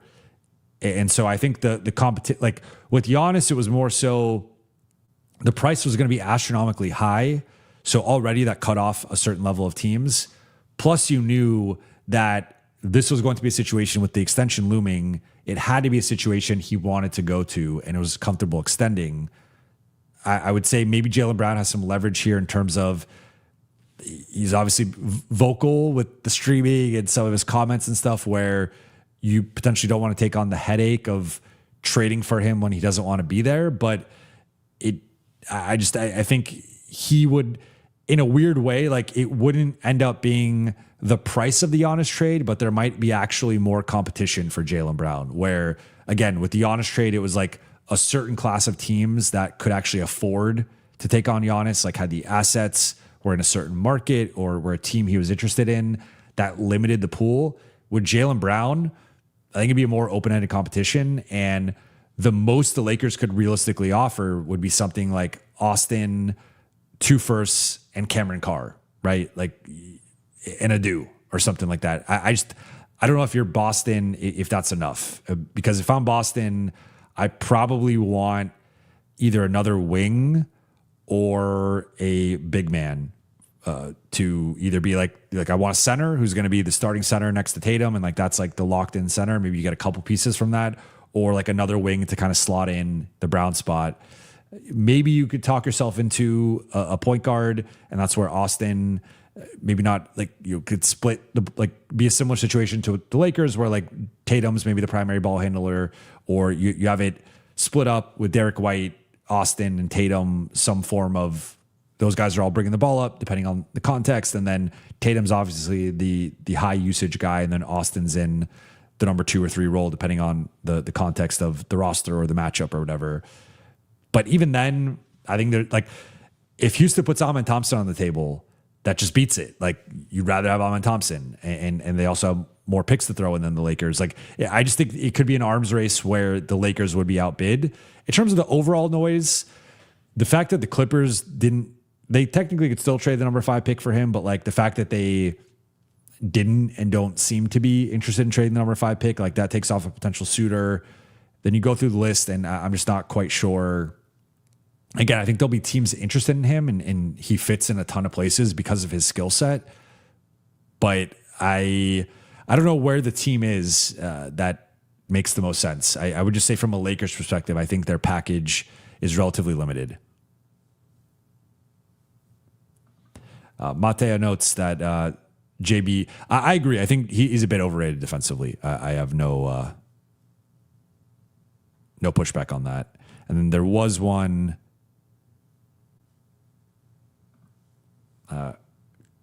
Coswin notes 6'8" with shoes, 6'6.5" without. So I'm in the ballpark there.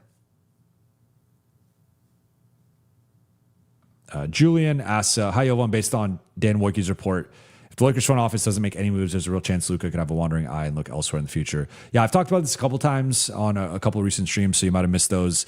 Quickly, I would just note that on this front, I'm not surprised. Like at the end of last week, I was asked a question about Luka potentially having a wandering eye or something to that effect. And I said, like, yeah, there's pressure on the Lakers to deliver this offseason. And that was partly coming off of that ESPN report where they said that the Lakers have made a bunch of promises this summer. And that's where it's just a really interesting situation because Luka could have held the Lakers' feet to the fire. He could have not signed the extension. And that could be looming over everything. Like it would be even far more drama and just speculation and pressure if Luka had not signed the extension, because then if the Lakers really didn't deliver this summer, he could have potentially walked. But instead, obviously, looking at the cap space situation, there wasn't really like a great suitor for him this summer, although I think teams would have moved heaven and earth to make it work for him, to add him in, or maybe it would have been like Miami trading for him or something. But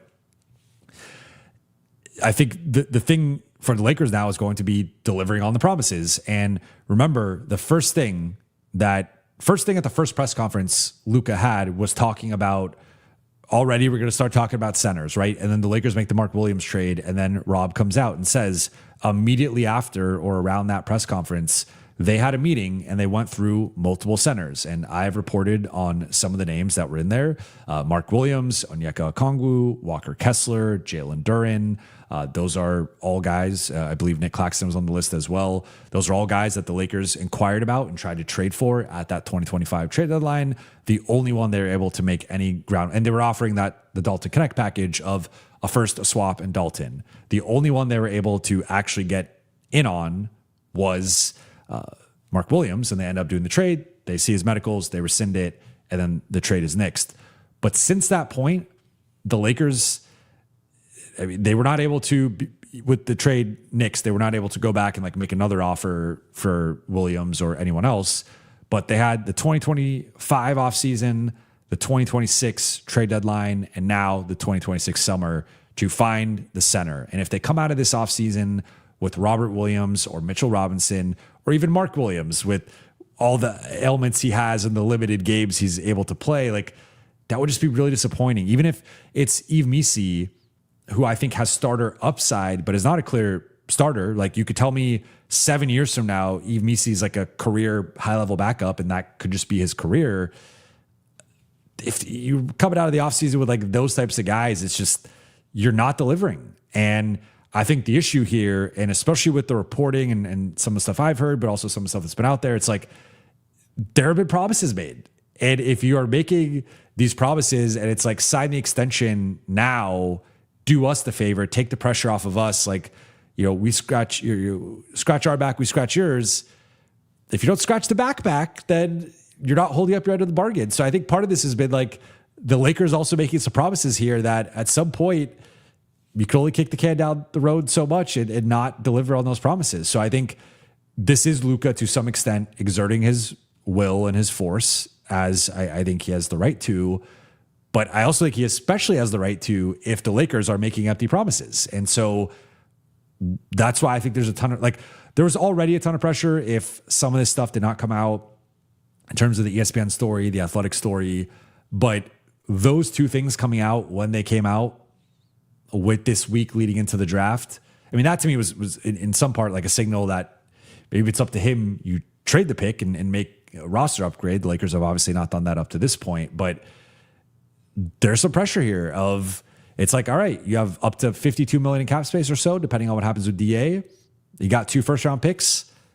Make something happen. Because if you're just running it back with retreads and borderline starters, and again, if it's the Yves Missi, Robert Williams, Kelly Oubre package, that's not good enough. That's not, like, the Lakers need, I think, I've said this before, I will continue to say it, I think the goal from this offseason should be they need to plug either the center spot or the wing spot with a long-term option who you are confident can be a Laker in 2029 starting next to Luka and potentially Austin. So Walker Kessler checks that box. Jalen Duren checks that box. Peyton Watson checks that box. Mitchell Robinson does not check that box. Robert Williams does not check that box. I would even argue Yves Missi does not check that box.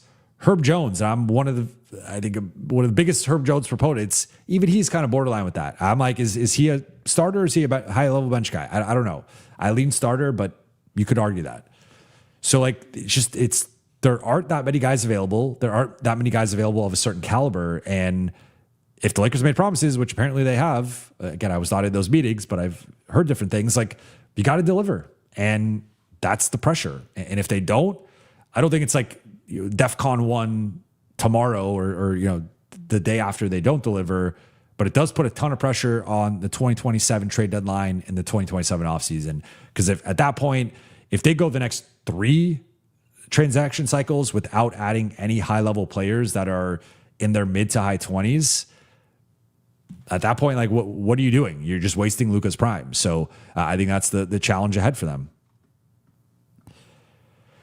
Emmy says offer Kessler $35 million if Utah doesn't want to sign and trade and hope they don't match, and then try and get Peyton Watson and offer Denver a pick and a swap. So the one thing here, I don't know if you're saying, just want to be clear, if you're saying Kessler and Watson, I don't think that's realistic. I mean, you're gutting like everything where you're losing. I mean, you're basically, it's Kessler, Watson, Austin, Luka, Marcus, like that would be your new starting group. And then you basically have no bench. You could probably keep Jackson, but you're losing Luke, you're losing Rui, you're losing LeBron. Like I think you'd keep Marcus on the room exception. And then your bench is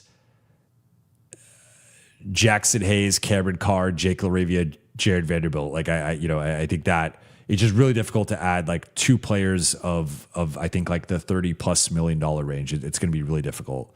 That's also a factor if the Lakers pay LeBron $30 million. It gets pretty difficult to add that. Although it's a little bit easier with the bird rights depending on if they go above the cap or under, whatever.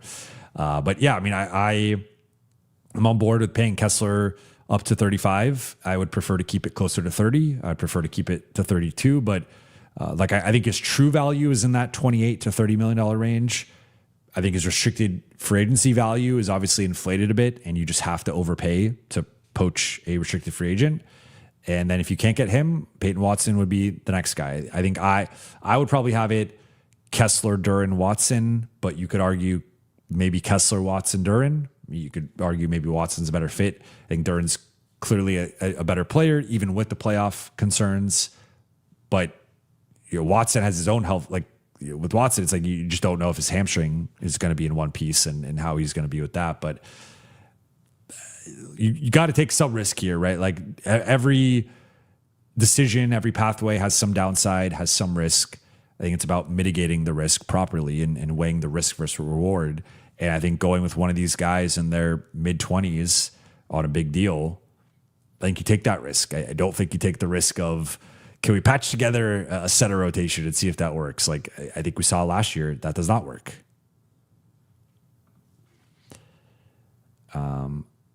Is it Lavarovic or Lavzorovic? How about you will not be able to do it all this season. Priority 1 is a center. This is what Lakers have to do now. Get Kessler, overpay for him. I mean, look, I said last night, for those who tuned into last night's stream, I was advocating for, someone proposed, would you do $35 million plus 2 firsts for Kessler? And I said, yeah. I mean, it's an overpay. I'm not denying that. But again, I think the alternatives are like grim. And if the alternative is like hoping an injury prone backup center is going to be your starter in the playoffs against San Antonio and OKC, I'd rather go Walker Kessler, who to me has the upside to be the league leader in field goal percentage, plus a top 5 rebounder and rim protector. And that's a rare, I think he checks every box the Lakers need from a Luka center. He checks even some other boxes that they don't necessarily need, but could use. And I just think he's a stud. Now, if I wanted to nitpick, I think the health would be my only thing with Kessler. But again, Kessler's got some health stuff. Watson's got some health stuff. Duren's got some playoff stuff. I would still take any of those guys and the risk that comes with it versus the lack of a ceiling from basically all the other options. Like these guys certainly have. Kessler could get injured and he plays 50 games and that's unfortunate. Same thing for Watson.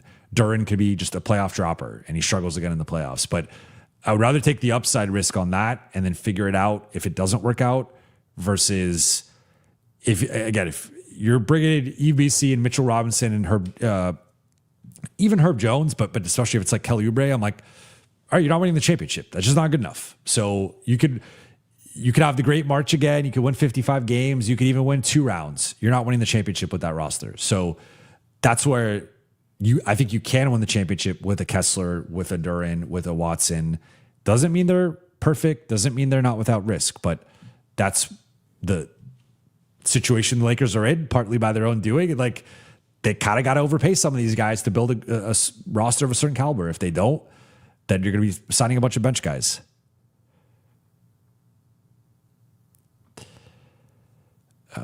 Omaris, how about Turner, Jovan if we miss on everyone? And then game tight notes, Isaiah Stewart. So I will say that I'm lower on both Turner and Stewart than consensus. And the main reason why, and I'll try to keep this as brief as possible, but both guys are relatively related here. I think asking me Wednesday, June 24th, what are the most important traits for a Luka center? Because that's what we have to keep in mind here. The center is a Luka center. Luka has had success with centers of certain calibers, even guys that are like on paper not a certain caliber, that he turns into a certain caliber. But the center position is a massive part of a Luka-led offense. And Luka has made it clear to the Lakers since day one of being in LA, he wants a center, he wants a running mate of a certain caliber. The Lakers have failed to deliver up to this point. So if we're looking at what has worked with Luka and just the general traits of what makes a strong center in 2026, I think it's a lob threat, a strong rebounder, and a strong rim protector. You need to check ideally all 3 boxes, which a guy like Kessler checks, but at a minimum, I think 2. And that's where I run into Stewart and Turner, because Stewart and Turner check the defensive box. Turner's still one of the best shot blockers in the league. I think his defense slipped a little bit in Milwaukee. Maybe part of that was being in a losing situation. His defensive field goal percentage out at the rim slipped, but still a solid rim protector, solid interior defender. Stewart had one of the lowest rim field goal percentages allowed in the league, allowed 43% at the rim. Good shot blocker, really good defender, underrated, like all defense candidate guy. They check that box. Neither one of them checks the lob threat box. Stewart is 6'8". He does have long arms and he's a decent jumper, which partly allows for the shot blocking and some of the rim protection. He's not a lob threat. He averaged less than a dunk per game. You look at all the other candidates that we're talking about, they're at like Jalen Duren averaged almost 3 dunks per game. And most of the guys are at 2+ dunks. Like that's kind of the barometer level you want guys to be at, 2+ dunks for like a lob threat, rim threat. Stewart 0.8, just not really that type of guy. And then Miles Turner 0.4. Miles Turner is not a lob threat. It has not really been a part of his game. He's a pick and pop big. So is Isaiah Stewart. So I think if you can find a pick and pop big who can also be a lob threat, that's one thing. But for me, Turner and Stewart not being lob threats, like we saw that movie with DeAndre Ayton where it was a constant push and pull of like trying to force Ayton to be a player he wasn't. I think Stewart and Turner would come at it with a different approach, but like that's just not part of their game. Like Isaiah Stewart's not going to catch a lob and dunk on someone. Like if he's wide open, sure. If Miles Turner's wide open, sure. But they're not these like above the rim aerial athletes. That's just not their game. So they don't check that box. And then on top of that, they're both below average rebounders. And that's where, to me, it's like, all right, if you really want the stretch 5, okay, like they can protect the rim. You could talk me into it. The straw that breaks the camel's back for me is they're both below average rebounders. They're both worse rebounders than DeAndre Ayton. And like already, I don't think he's quite good enough for what the Lakers need. So that's to me where I'm like, both guys check one of the 3 boxes, whereas Kessler checks all 3. Duren to me checks 2 of the 3. He's not quite good enough defensively, in my opinion, but maybe 2.5. Even a guy like Daniel Gafford, on paper, I would say similar to Stewart, maybe a little bit better than Stewart. Probably not as good as Turner. He checks all 3 boxes, though. He is a lob threat. He's a much better rebounder, and he's a solid rim protector still. So, like, I think the fit element here is a big thing. Now, if it really comes down to Stewart or Turner versus Williams, Robinson, and like the center by committee, I would be open to it.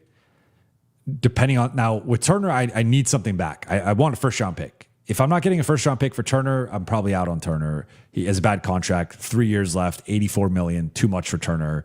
With Stewart, I'm a little bit more open to it. You could still probably go center by committee, but I just don't think Stewart's a starter. I think Stewart is a bench big. He's a high level bench big, but you're kind of in the same, like, it's like a younger version of Robinson or Williams, where with those guys, it's more the injury stuff. But like Stewart to me is just not quite good enough to be a starter. So I say all this to say, like, I'm personally more out on Turner or Stewart because I think they're stretch bigs who are not lob threats or like elite finishers. They are both below average rebounders. And while they are both, I think, good rim protectors, they're not like lights out amazing. Like Stewart got played off the floor in the playoffs in the Cleveland series. Turner struggled against New York and OKC to varying degrees in that series and also didn't shoot well. Like I don't think they're it. So to me, I'm pretty low on the stretch big if they are not a lob threat and a rebounder. If you find that now, that the stretch big who is a lob threat rebounder is obviously a really tough archetype. That's a unicorn. It's Wemby, right? It's Wemby, it's Chet, there's very few guys like that. But for the Lakers, like, you need to be a lob threat, you need to be a rebounder, you need to be a rim protector. If you don't check those 3 boxes, or at least 2 of them, I don't think you're the answer. And unfortunately for Stewart and Turner, they're not lob threats or rebounders. Tina notes Lakers need a center more than Peyton.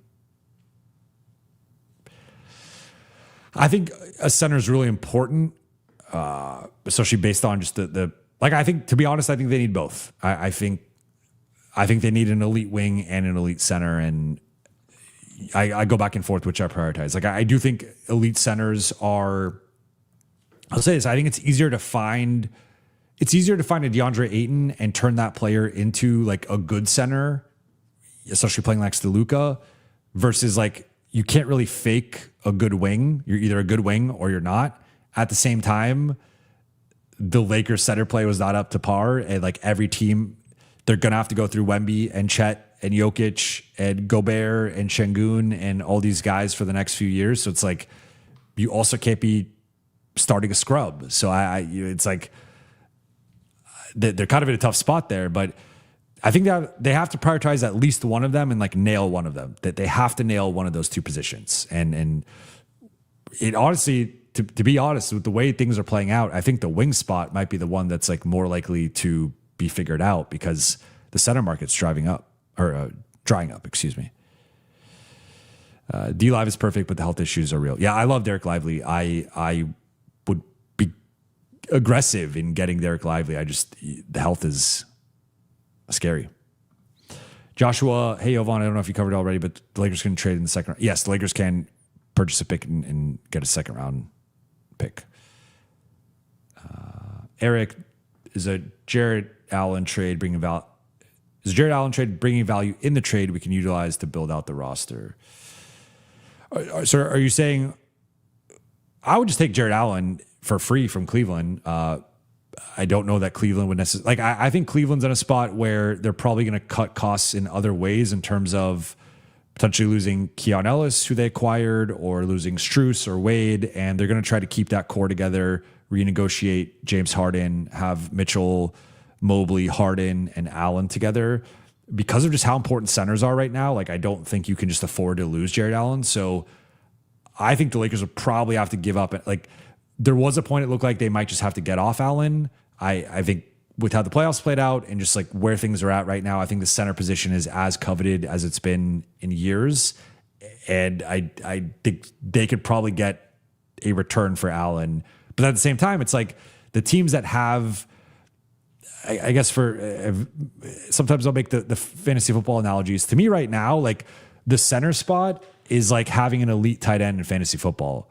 If you have an elite tight end, like when you had prime Travis Kelce in fantasy football, it was a cheat code where you had a WR1 at the tight end spot, and there's almost no amount.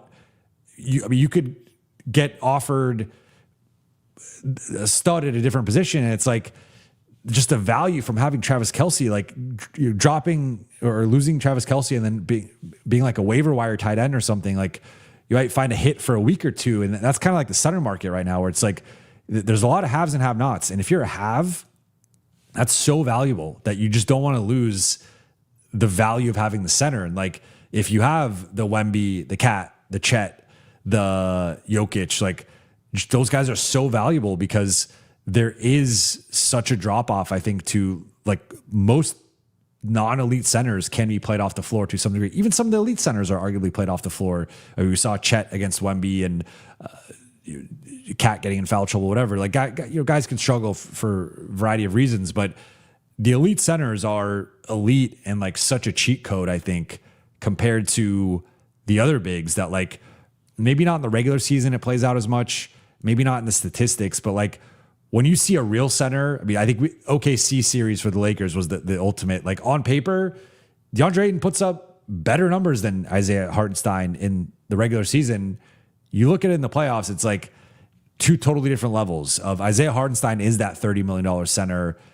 And DeAndre Ayton is that $10 to $15 million center. And there's a pretty big gap there. And that gap didn't matter as much in the regular season, although DA did not play well against OKC in the regular season, but it really mattered in the playoffs. And that's where a guy like Jared Allen, he's had some playoff struggles, but even then, Jared Allen compared to some of the names we're talking about, like you would much rather have Jared Allen. So I would love Jared Allen if there's a way for LA to get him. Like he's not at the top of my list, but he's a little bit lower.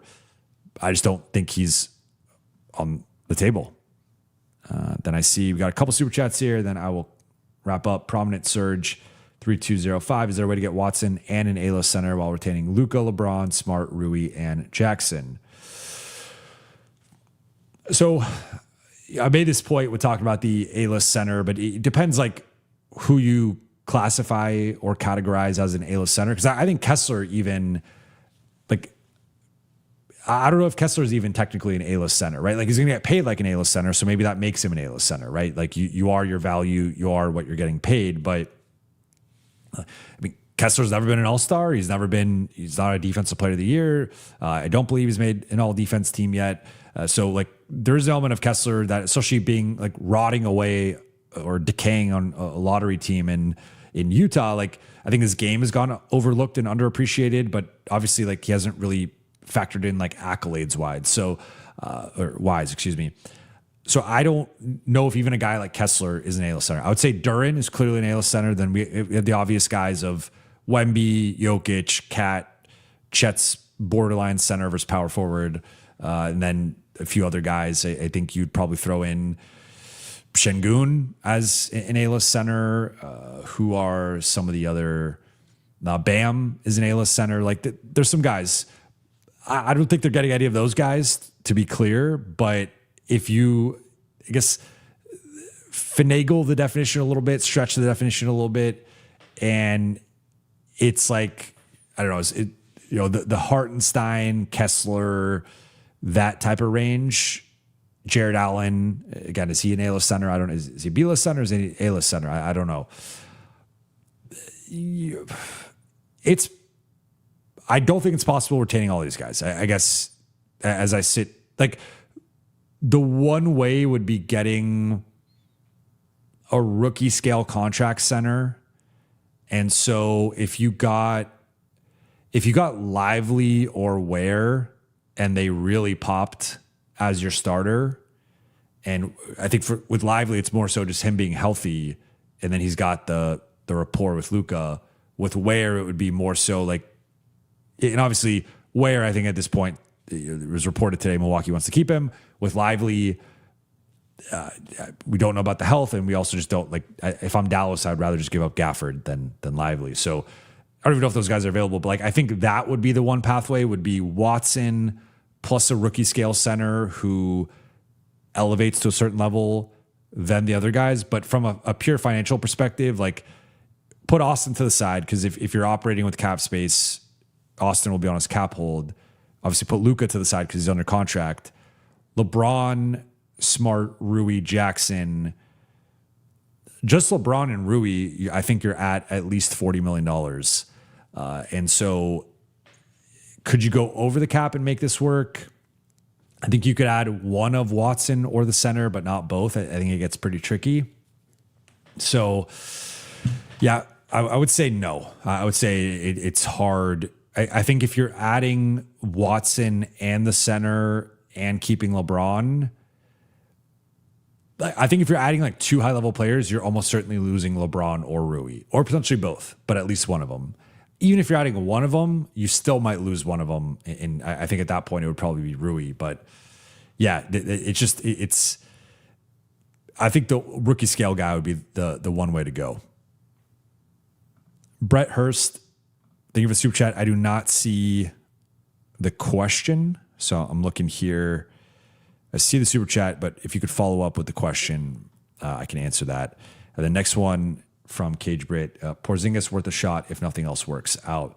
Porzingis is an interesting one because on paper, he does check the same boxes as Turner and Stewart in terms of rim protector, who's a subpar rebounder and a shooter and not a lob threat. So like I'm probably similarly out on Porzingis. On top of that, you have we'll say like a little bit of a complicated history with Luka, though depending on, it feels like they've cleared that up, but there was a little bit of tension there, we'll say, back in the day as Porzingis was leaving. And then you also just have this health situation with him that I guess if it's like a great value, if you got Porzingis somehow on like a $10-12 million deal, which I think he's probably going to get more than that, I would potentially be open to it. Maybe he's part of a center by committee, but Porzingis, just there's a health concern here. And so I would say that's even like with Turner and Stewart, you don't have the same health concerns that you have with Porzingis, but you look at this past year, played just 32 games, the year before 42, year before 57, the year before that 65. But then you go, I mean, just look at Porzingis's first 2 years of his career, 72 and 66, then goes 48, misses a season, 57, 43, 51, 65, 57, 42, 32. So if you go since 2020, starting with the post-COVID season, Porzingis has played 65 games once and otherwise been at 57 or fewer games every season, has been under 50 games three times, and has been under 55 games in every season except for two. So it's like this dude is similar to the Mitchell Robinson, Robert Williams, like just can't stay healthy. And he's obviously got some unfortunate health condition that has affected him and kept him out as well. So I would say Porzingis, I think he has some fit concerns, but on top of that, he also has this health stuff that I think, like, I guess the interesting thing would be, I would probably rank it. It's really tough to rank Porzingis, Turner, and Stewart because if you're just ranking them in a vacuum, I would probably rank them Turner, Porzingis, Stewart. If we are ranking them factoring in contracts, I might actually go Stewart, Porzingis, Turner. And then Stewart's also a bit younger than those guys. But at the same time, I view Porzingis and Turner as starting level centers. I don't view Stewart as a starting level center. So it's this complicated thing where Stewart, I don't think is good enough to be your starter, but like I like the value of his deal, even if I don't love the fit per se. But then, and I actually like, if you're selling me on maybe a Williams, Stewart, Jackson, where Stewart's a bench big, I could be talked into that depending on the opportunity cost there. But with Porzingis and Turner, it's like Porzingis is probably going to be at a number that I don't love, and I'm just not guaranteed that he's going to play more than 50 games. And then Turner is definitely not at a number I love in the mid to high 20s. And he's an aging center in his early 30s who declined last year and is not a lob threat or rebounder. So I'm like, but there's just not a fit there. So I guess overall ranking the options, I would probably go Stewart, Porzingis, Turner, but I guess it also depends. Do you get the asset for if you get a first round pick for Turner, that definitely elevates him above Porzingis for me. But then maybe you take that over Stewart and you just say, I'll take the first for Turner. And it's like not a great contract, but you get a first out of it. But yeah, I mean, to be honest, I don't love any of those three just because I need a lob threat and a rebounder. And those guys do not do either of those. All right. I'm going to wrap here, though. Appreciate you guys for rocking with me. And this was a fun one. It was fun to break down Cameron Carr's game and talk through why I think he's one of the steals of the draft, how he's going to fit with next year's roster, strengths, weaknesses, and trying to project him into next season's rotation. But we are here. The offseason is officially underway. We are in the thick of it. And I think over the next week, we're going to see some activity with the Lakers, potentially on the trade market, but certainly in free agency. We'll should be getting some clarity at some point here soon on LeBron, whether he even wants to play next year, but if he does, whether that's with the Lakers, Austin's contract situation, Rui and his extension, then to a lesser degree, you have the contract situations with Marcus and Luke and Jackson. So a lot of moving parts here for the Lakers and this offseason. They have officially added to the roster Cameron Carr. I think he's going to be a great fit in LA and grow into either being a high-level bench player or even potentially a starter if he hits his ceiling. But shout out to the chat. Shout out to the late night gang. Yes, let's get those likes up. I appreciate it. Let's get those likes up on the stream. But shout out to everyone. Appreciate you all. And I'll be back tomorrow. I'm going to go live for the second round of the draft. So we'll see if the Lakers end up trading into the second round, drafting someone. If not, I'll just be live during it. But appreciate you all and talk to you all tomorrow.